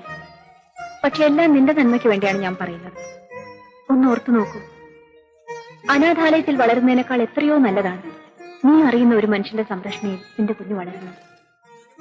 വലുതാകുമ്പോൾ നിന്റെ കുഞ്ഞിനെ ആർക്കും അനാഥ കുട്ടിയായി കാണാനും കഴിയില്ല. അഡ്വക്കേറ്റ് രവി ഇങ്ങനൊരു തീരുമാനം എടുത്തത് നിന്റെ ഭാഗ്യത്തിനാണ്. ഭാര്യയും കുഞ്ഞും മരിച്ച ദുഃഖത്തിലാണ് ആ മനുഷ്യനെ. നീ കുഞ്ഞിനെ അദ്ദേഹത്തെ ഏൽപ്പിച്ചാൽ ഇന്ന് രവി അനുഭവിക്കുന്ന ദുഃഖത്തിന് അല്പമെങ്കിലും ആശ്വാസം കിട്ടും. ശ്രീദേവി, നിന്റെ കുഞ്ഞിനെ രവി സ്വന്തം കുഞ്ഞായി വളർത്തുമെന്ന് എനിക്ക് ഉറപ്പുണ്ട്.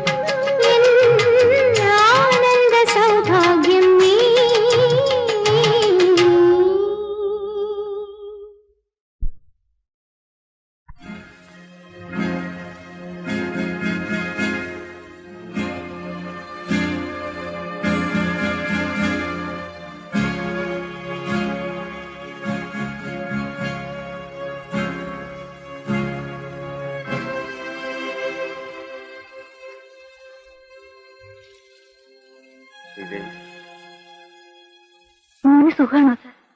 അവൻ എപ്പോഴും മമ്മിയെ കാണണമെന്ന് പറഞ്ഞ് ശാഠ്യം പിടിക്കാറുണ്ട്. ഞാൻ ജയിലിലാണെന്ന കാര്യം എന്റെ മോൻ ഒരിക്കലും അറിയരുത്.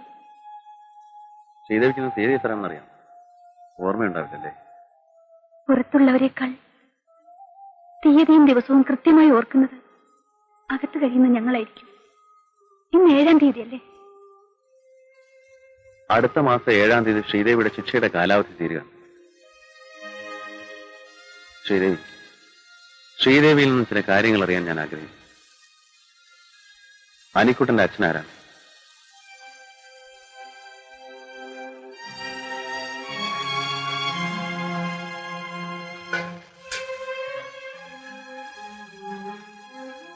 ശ്രീദേവിയുടെ ഇന്നലെകളെ കുറിച്ച് ഓർമ്മിപ്പിച്ച് വേദനിപ്പിക്കുന്നതിൽ വിഷമമുണ്ട്.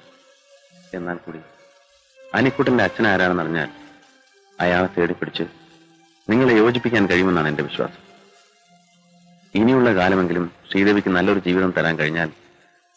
ജീവിതം? എന്റെ ജീവിതം എന്നെ അവസാനിച്ചു. ഇനി ഞാൻ ജീവിക്കുന്നത് എന്റെ മോന് വേണ്ടി മാത്രമാണ്. അതുകൊണ്ട് തന്നെയാണ് ഞാൻ ചോദിക്കുന്നത്. അവൻ വളർന്നു വലുതാകുമ്പോൾ ശ്രീദേവിയുടെ മുഖത്ത് നോക്കി അവൻ ചോദിക്കും, അവന്റെ അച്ഛനാരാണ്? അന്ന് ആരുടെയെങ്കിലും പേര് പറയാതിരിക്കാൻ ശ്രീദേവിക്ക് പറ്റില്ല. എന്നെ ഒരു അന്യനായി കാണാതിരിക്കാൻ ശ്രീദേവിക്ക് കഴിയുമെങ്കിൽ മാത്രം പറഞ്ഞാൽ മതി.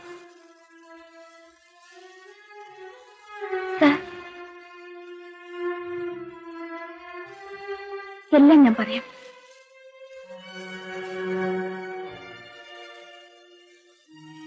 എന്റെ മോനെ ഒരു കൊലയാളിയുടെ മകനാണെന്ന് അറിയിക്കാതെ അവന് സ്നേഹവും വാത്സല്യം കൊടുത്ത് വളർത്തിയത് സാറാണ്.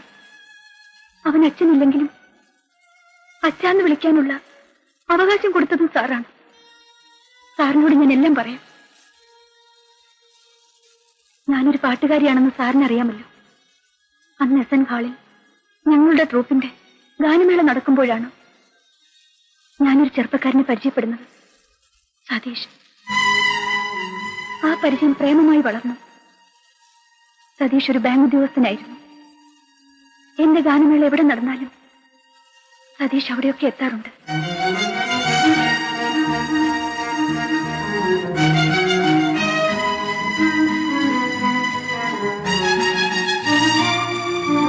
ഞാൻ എന്റെ മനസ്സ് മാത്രമല്ല സതീഷിന് കൊടുത്തത്, എന്നെ തന്നെ കൊടുത്തു. ഒരു സ്ത്രീക്ക് വിലപ്പെട്ടതല്ല. ഒരു ദിവസം ഞാൻ ഒരു സത്യം മനസ്സിലാക്കി. ഞാനൊരു അമ്മയാകാൻ പോകുന്നെന്ന സത്യം.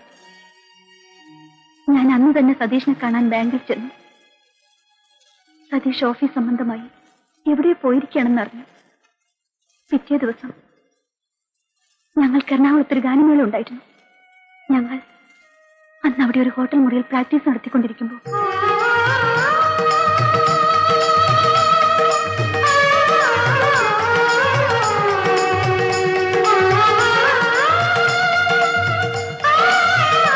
മാനേജർ സാർ, ഇതൊരു തല്ലിപ്പൊളി ഹോട്ടലാ. അപ്പുറത്തൊക്കെ പോലീസ് റൈഡ് നടക്കുന്നേ. റൈഡ്? ആ.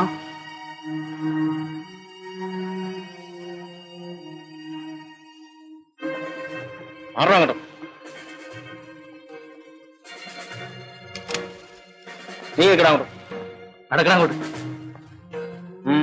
നിങ്ങളൊക്കെ? ഞങ്ങൾ CSC ഗാനമേള ട്രൂപ്പുകാരാ. ഇന്ന് പ്രോഗ്രാം ഉണ്ടോ? ഉണ്ട്.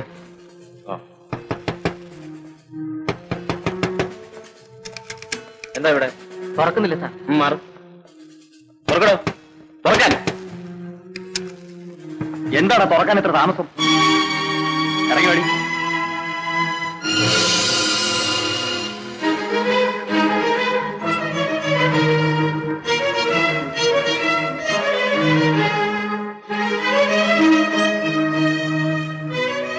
എന്താ നിങ്ങളുടെ പേര്? രാജീവ്. എവിടെയാ സ്വദേശം? കാലിക്കറ്റ്. ഈ സ്ത്രീ നിങ്ങളുടെ ആരാ? എന്റെ ഭാര്യയാണ് സാർ. ഭാര്യ? ഇങ്ങനെ ഒരുപാട് ഭാര്യ ഭർത്താക്കന്മാരെ ഞങ്ങൾ കണ്ടിട്ടുണ്ട്. കൂടുതൽ വല്ലതും പറയാനുണ്ടെങ്കിൽ സ്റ്റേഷൻ ചെന്നിട്ട് പറയാം.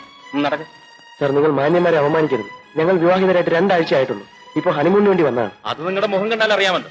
വ്യഭിചരിക്കാൻ വേണ്ടി മുറിയെടുക്കുന്നവരെല്ലാം ഹസ്ബൻഡും വൈഫാണെന്ന് പറയാറ്. നടക്ക.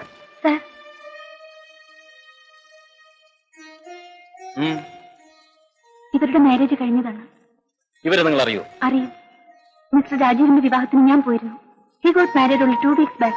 ഓഹോ, നിങ്ങൾ CSC ട്രൂപ്പിലെ സിംഗർ അല്ലേ? ആ, mister Rajeev, sorry for the trouble. That's all right. നിങ്ങൾ അവരെല്ലാം പിടിച്ച് വാനിൽ കയറ്റ്. സാർ,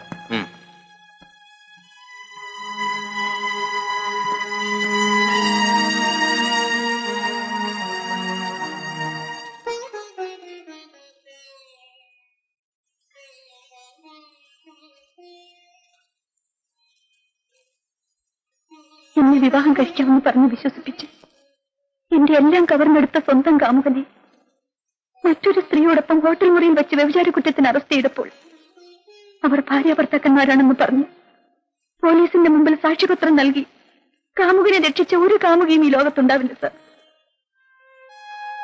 ആ മനുഷ്യന് വേണ്ടി ഞാൻ അതും ചെയ്തു. പിറ്റേ ദിവസം ഞാൻ സതീഷിനെ കാണാൻ ചെന്നു. ഒരു പുരുഷനെ ജീവന തുല്യം സ്നേഹിക്കുന്ന ഒരു പെണ്ണിനെ സഹിക്കാനാവാത്ത കാഴ്ചയാണ് ഞാൻ ആ ഹോട്ടൽ മുറിയിൽ വെച്ച് കണ്ടത്. അത് ഞാൻ സഹിക്കാം. സതീഷ് എന്നെ ഉപേക്ഷിക്കരുത്. ഉപേക്ഷിക്കുമെന്ന് ആര് പറഞ്ഞു? ഈ പെണ്ണുങ്ങൾക്ക് ഒരു കുഴപ്പമുണ്ട്. പ്രേമിച്ചു കഴിഞ്ഞാൽ അടുത്ത സ്റ്റേജ് ഉടനെ വിവാഹം കഴിക്കാം. ഒരു പുരുഷനെ സംബന്ധിച്ചിടത്തോളം വിവാഹം എന്ന് പറയുന്നത് അങ്ങനെ പെട്ടെന്ന് ചെയ്യാൻ പറ്റുന്ന ഒരു കാര്യമല്ല. അവന്റെ ഉദ്യോഗം, സ്റ്റാറ്റസ്, അങ്ങനെ എന്തെല്ലാം നോക്കണം. എന്റെ ഇന്നത്തെ സ്ഥിതി അനുസരിച്ച് ശ്രീദേവിയെ ഉടനെ വിവാഹം കഴിക്കാനുള്ള ചുറ്റുപാടിലല്ല ഞാൻ. അടുത്ത ആഴ്ച ഞാൻ കുവൈറ്റിൽ പോകും. പിന്നെ എന്നാണ് തിരിച്ചു വരുന്നതെന്ന് എനിക്ക് തന്നെ പറയാൻ പറ്റും. സതീഷ്, ഞാനൊരു പാവമാണ്, ആരോരും ഇല്ലാത്തവളാണ്. സതീഷ് എന്നെ വിവാഹം കഴിച്ചില്ലെങ്കിൽ ഗർഭിണിയായി ഞാൻ. അതാണ് ഞാൻ പറഞ്ഞ അബോർട്ട് ചെയ്യാം. സതീഷ്, ഗർഭത്തിന്റെ ലക്ഷണം കണ്ടു തുടങ്ങിയിട്ടല്ലേ ഉള്ളൂ. ഈ സ്റ്റേജ് ആകുമ്പോൾ ഒരു കുഴപ്പമുണ്ടാകും.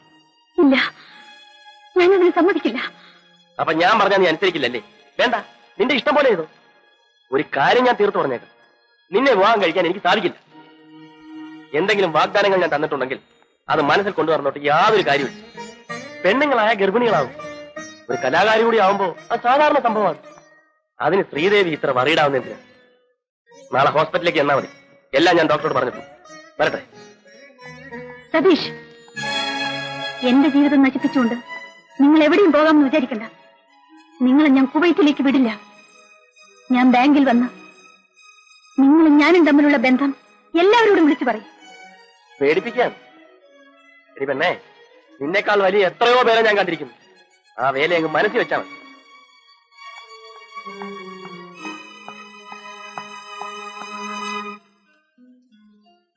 അളിയ ആകെ കുഴയുന്ന ലക്ഷണമാണ്.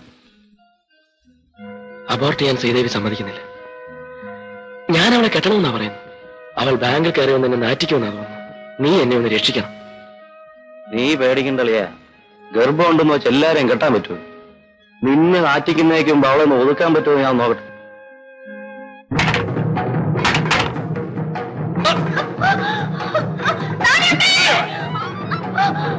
നിനക്ക് സതീഷിനെ തന്നെ വിവാഹം കഴിക്കില്ല ലേഡി. നിന്റെ വയറ്റിൽ കിടക്കുന്ന കൊച്ചിനെ കണ്ട സതീഷാണെന്ന് പറഞ്ഞ് ഈ ബാങ്കിൽ ചെന്നവനെ നാറ്റുമല്ലേ?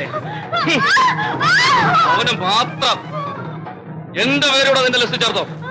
പിന്നെ നീ ആരുടെ പേര് പറയും? അവന്റെതോ അതോ എന്തോ?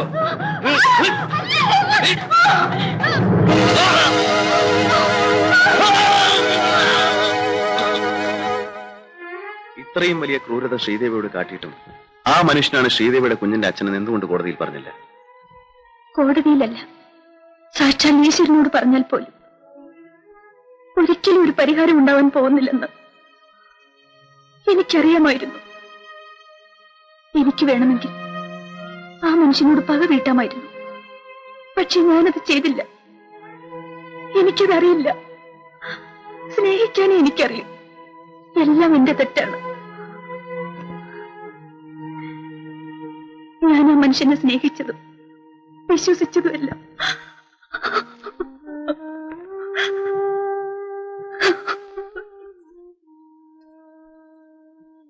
കരയാതിരിക്കും ശ്രീദേവി, എല്ലാം വിധിയാണ്.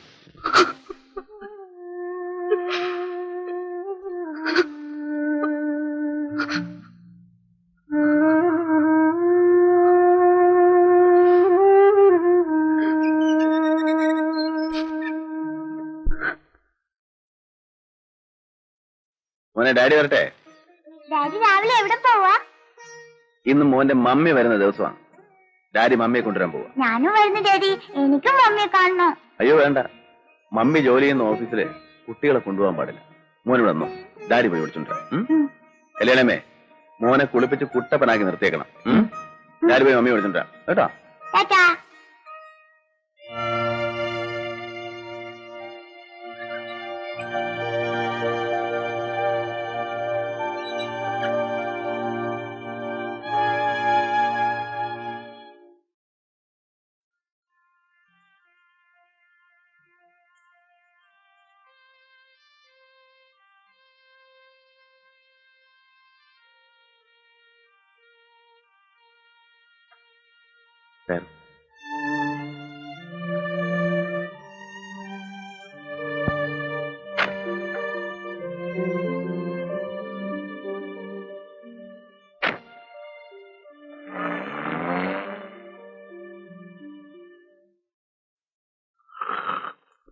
പണിക്കരമ്മാവാ, എന്താ പൂപ്പ?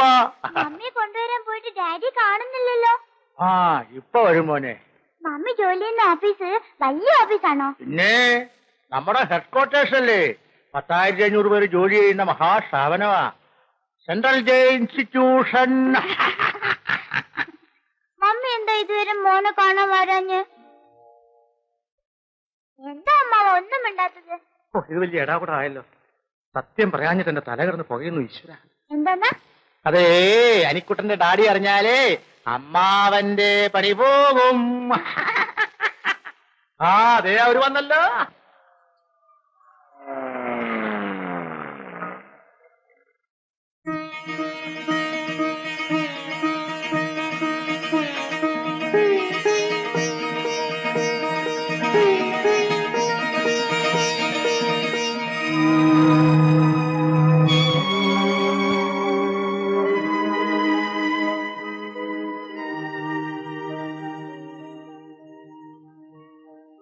ഇതാണ് മോനെ നിന്റെ മമ്മി.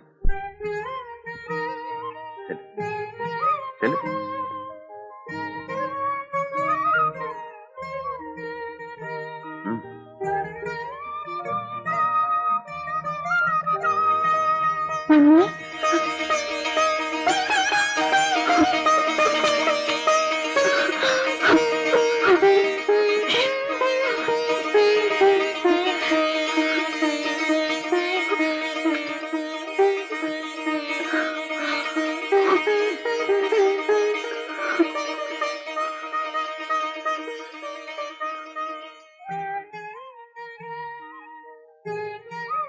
മമ്മി ഇനി മോന്റെ കൂടെ എന്നുണ്ടാവാ ഡാഡി?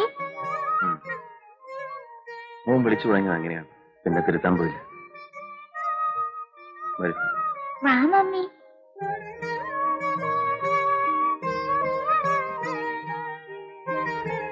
കല്യാണിയമ്മേ, ശ്രീദേവിക്ക് ആ മുറി ഒന്ന് കാണിച്ചു. മമ്മിയുടെ മുറി ഞാൻ കാണിച്ചു തരാം. വാ.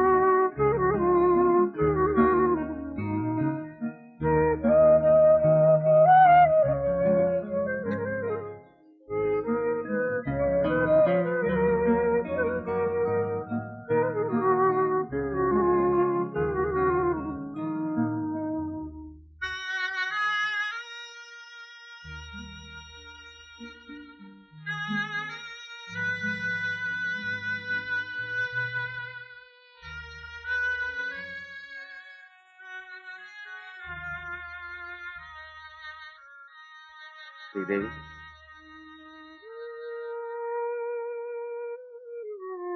ശ്രീദേവി ഉറങ്ങിയില്ലേ? മോൻ ഉറങ്ങാൻ വേണ്ടി കാത്തിരുന്നത്. എന്നും അനിക്കുട്ടൻ എന്റെ കൂടെയാ ഉറങ്ങാറ്.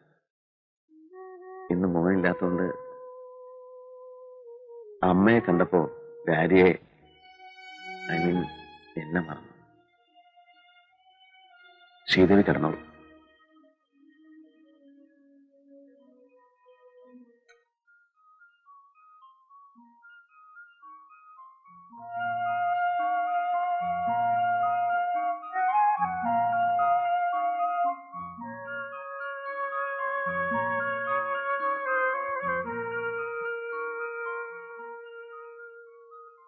സാർ,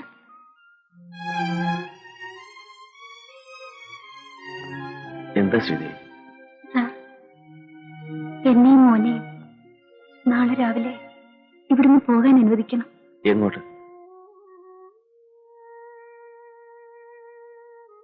ഇത് അനിക്കുട്ടന്റെ വീടാണ്. അവനോടൊപ്പം അവന്റെ അമ്മയ്ക്ക് ഇവിടെ താമസിക്കാം. വേണ്ട സാർ, ഞാനും എന്റെ മോനും സാറിനൊരു ഭാരമാകരുത്. എന്റെ മോനുമായി ഞാൻ എവിടെയെങ്കിലും പറ്റില്ല. 6 വർഷം എന്റെ സ്വന്തം മോനെ പോലെയാണ് അനിക്കുട്ടനെ ഞാൻ വളർത്തിയത്. ആ എന്നെ ഒരു നിമിഷം കൊണ്ട് അന്യനാക്കി മാറ്റരുത്. സാറിനോട് ഞാനും എന്റെ മോനും എന്നും കടപ്പെട്ടവരാണ്. എന്റെ മോനെ ഇരുട്ടറയിൽ നിന്ന് കൂട്ടിക്കൊണ്ടുവന്ന് ഒരു കൊലയാളിയുടെ മകനാണെന്ന് അറിയിക്കാതെ വളർത്തിയത് സാറാണ്. ആ നന്ദിയും സ്നേഹവും എനിക്കെന്നും ഉണ്ടായിരിക്കും. ജയിൽ ശിക്ഷ അനുഭവിച്ച് പുറത്തു വന്ന എന്നെ ഈ വീട്ടിൽ താമസിപ്പിച്ചാൽ തകർന്നു വീഴുന്നത് സാറിന്റെ അഭിമാനമായിരിക്കും. നഷ്ടപ്പെടുന്ന എന്റെ അഭിമാനത്തെ ഓർത്ത് ശ്രീദേവി വിഷമിക്കണ്ട. ശ്രീദേവി അനിക്കുട്ടനെയും കൊണ്ട് തെരുവിലേക്ക് ഇറങ്ങിപ്പോകാനാണോ തീരുമാനിച്ചിരിക്കുന്നത്?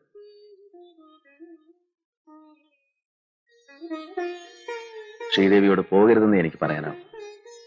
നിർബന്ധിച്ച് ഇവിടെ നിർത്താൻ എനിക്ക് അവകാശമില്ല.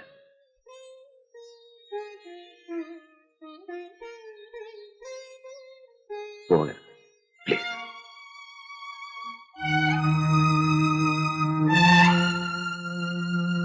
Ladies and gentlemen, Indian Airlines announces the arrival of flight IC-167 from Bombay. Thank you.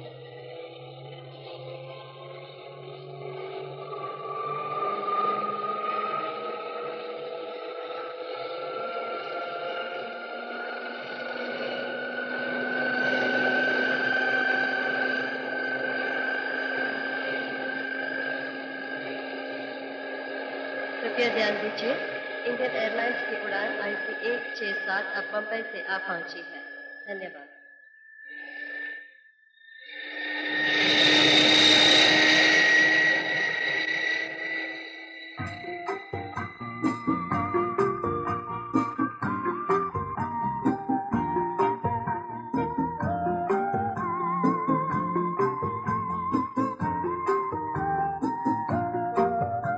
Your kind attention, please. Passengers proceeding to Bombay on Indian Airlines flight IC-168 who have checked in at the traffic counter ചേട്ടാ, are requested to check in the security. ഇതെന്റെ ചേട്ടനാണ്. വാ, പരിചയപ്പെടുത്താം. യാത്ര ദിവസമായിരുന്നു. ചേട്ടൻ വന്നിട്ട് അധികം നേരമായോ? ഫ്ലൈറ്റ് 1 hour ലേറ്റ് ആയിരുന്നു. ആ ചേട്ടാ, ഇത് മിനി കുവൈറ്റ് എയർവേസിൽ വർക്ക് ചെയ്യുന്നു. തൃശ്ശൂരാണ് വീട്. ഇതെന്റെ ചേട്ടൻ. അറിയാം, സതീഷ് എപ്പോഴും പറയാറുണ്ട്. നമുക്ക് പോവാം. ആ, മിനിയുടെ വീട്ടിൽ ആരെങ്കിലും വന്നിട്ടുണ്ട്? ഡാഡിക്ക് നല്ല സുഖമില്ല. ഡ്രൈവർ വന്നിട്ടുണ്ടോ? വരട്ടെ. See you. ഓക്കെ.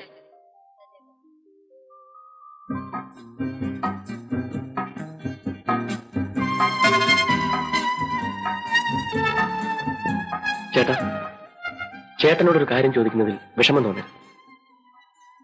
ചേട്ടൻ ഏതോ ഓർഫണേജിൽ നിന്നും ഒരു കുട്ടിയെടുത്ത് വളർത്തുന്നു എന്ന് കേട്ടു. അതെ, ഓർഫനേജിൽ നിന്നല്ല, ജയിലിൽ നിന്ന്. ജയിലിൽ നിന്ന്? അതെ, ഒരു മർഡർ കേസിൽ 7 വർഷം ശിക്ഷിച്ച് ജയിലിൽ കഴിഞ്ഞിരുന്ന ഒരു സ്ത്രീയുടെ കുട്ടിയെ. ഒരു കുട്ടിക്ക് വേണ്ടിയായിരുന്നെങ്കിൽ ചേട്ടൻ മറ്റൊരു വിവാഹം കഴിക്കാമായിരുന്നു. ഞാനത് എഴുതിയതുമാണ്. ചേട്ടൻ ഈ കാട്ടിയത് നമ്മുടെ അന്തസ്സിന് ഒട്ടി യോജിച്ചാൽ. ഇന്ന് ചേട്ടൻ ഒരു ജഡ്ജിയാണ്, അതുപോലും ചേട്ടൻ മറന്നു. വക്കീലായാലും ജഡ്ജി ആയാലും മനുഷ്യന്റെ മനസ്സിലെ വികാരങ്ങളെല്ലാം ഒന്നല്ലേ?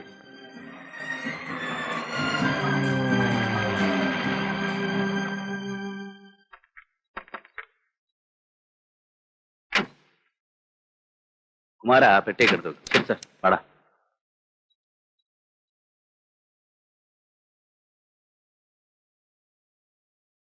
ആ നീ അനിക്കുട്ടനെ കണ്ടിട്ടില്ലല്ലോ. അനിക്കുട്ടാ, അനിക്കുട്ടാ വാ. ഡാഡി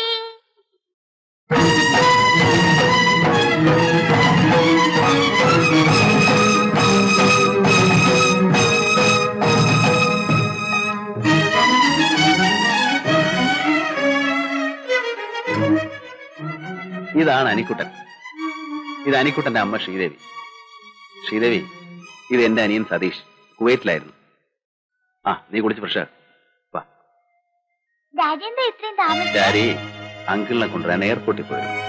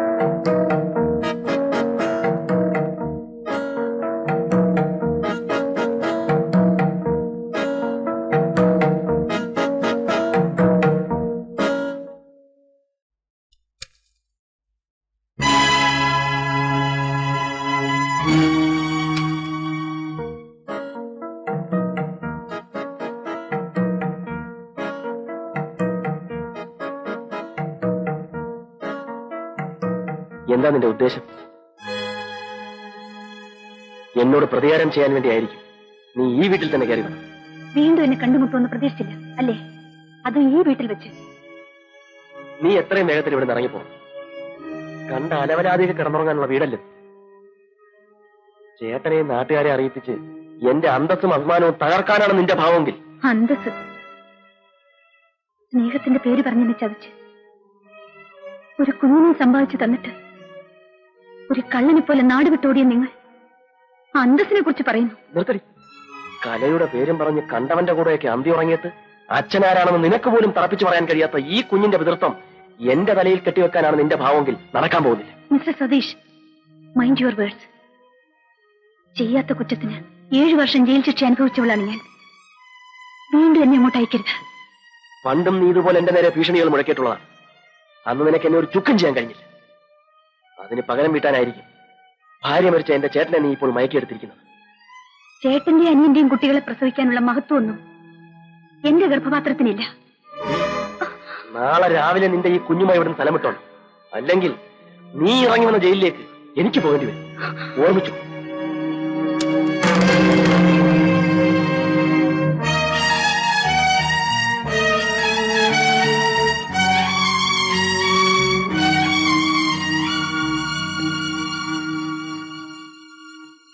സതീഷ്, എനിക്ക് നിന്നോട് ചില കാര്യങ്ങൾ ചോദിച്ചറിയാനുണ്ട്. ശ്രീദേവി, ശ്രീദേവി,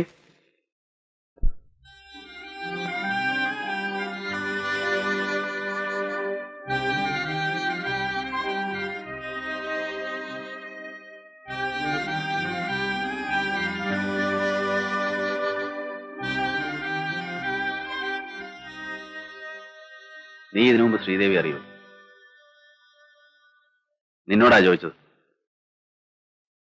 ഇല്ല. നിനക്കിവിടെ അറിയില്ലല്ലേടാ. ശ്രീദേവി എന്നോട് ജയിലിൽ വെച്ച് അവളുടെ കഥകൾ മുഴുവൻ പറഞ്ഞപ്പോ അവളുടെ കാമുകന്റെ പേര് സതീഷ് എന്നാണെന്നും അവന് കുവൈറ്റിലാണ് ജോലിയെന്നും കൂടെ അറിഞ്ഞപ്പോ അത് നീ ആയിരിക്കുമെന്ന് എനിക്ക് അന്നേ സംശയമുണ്ടായിരുന്നു. അതുകൊണ്ടാണ് 7 വർഷമായിട്ട് നാട്ടിലേക്ക് വരാതിരുന്ന നിന്നെ ഇപ്പൊ ഇങ്ങോട്ട് വിളിച്ചു വരുത്തിയത്. ചേട്ടാ, ചേട്ടൻ ഇവൾ പറയുന്നൊന്നും വിശ്വസിക്കരുത്. നമ്മുടെ കുടുംബത്തിന് ചീത്തപ്പേരുണ്ടാക്കാൻ വേണ്ടിയാണ് ഇവൾ ഇവിടെ വന്നിരിക്കുന്നത്. Shut up your bloody mouth. അവിവാഹിതയായി ഗർഭിണിയായി കൊലക്കുറ്റം ചുമത്തപ്പെട്ട് പ്രതിക്കൂട്ടിൽ നിന്നിരുന്ന ഇവളോട് ഗർഭത്തിൽ കിടക്കുന്ന കുഞ്ഞിന്റെ തന്ത ആരാണെന്ന് പബ്ലിക് പ്രോസിക്യൂട്ടറായി ഞാൻ പരിഹാസസ്വരത്തിൽ ചോദിച്ചപ്പോൾ നിന്റെ പേര് അവൾ പറഞ്ഞിരുന്നെങ്കിൽ തകർന്നു പോകുന്നത് നിന്റെ അഭിമാനം മാത്രമായിരുന്നില്ല, എന്റെയും നമ്മുടെ കുടുംബത്തിന്റെ അഭിമാനമായിരുന്നു. പക്ഷേ അവളത് പറഞ്ഞില്ല. തന്റെ ജീവിതവും നശിച്ചു, നിന്റെ ജീവിതമെങ്കിലും നശിക്കരുതെന്ന് അവൾ ആഗ്രഹിച്ചു. അങ്ങനെയുള്ള ഇവളെയാണ് നീ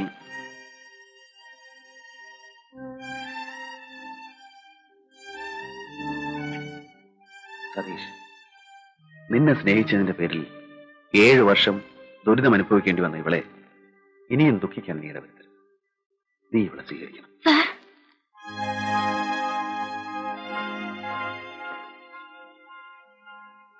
ശ്രീദേവി, കഴിഞ്ഞതെല്ലാം മറക്കണം. എനിക്ക് വേണ്ടി, എന്റെ അനിക്കുട്ടന്റെ നന്മയ്ക്ക് വേണ്ടി.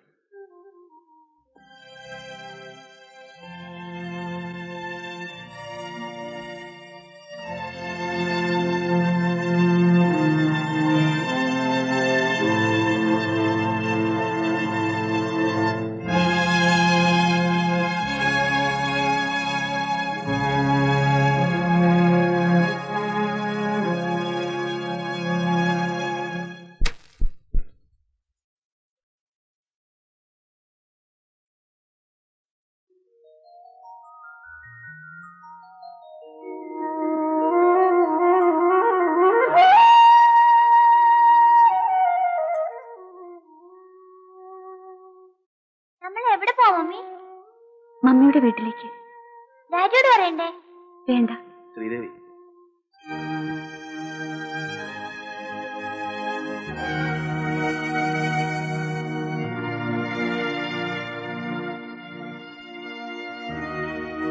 പോകാൻ തന്നെ തീരുമാനിച്ചു അല്ലേ?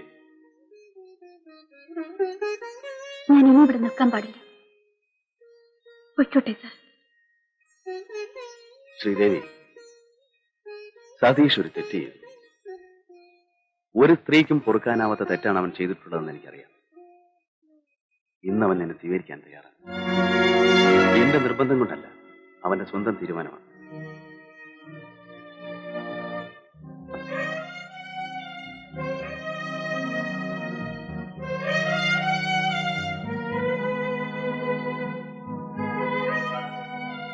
എന്നോട് ക്ഷമിക്കൂ ശ്രീദേവി.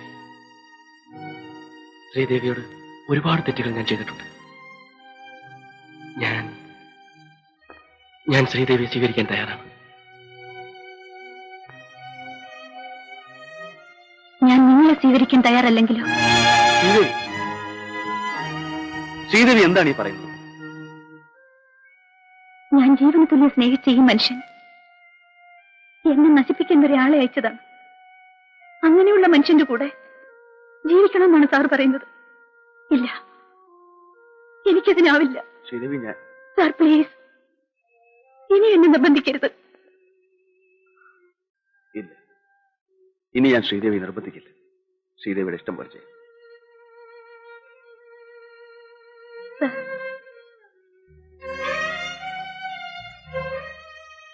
അറിഞ്ഞോ അറിയാതെയോ ഞാൻ സാറിനെ വേദനിപ്പിച്ചിട്ടുണ്ടെങ്കിൽ എന്നോട് ക്ഷമിക്കും.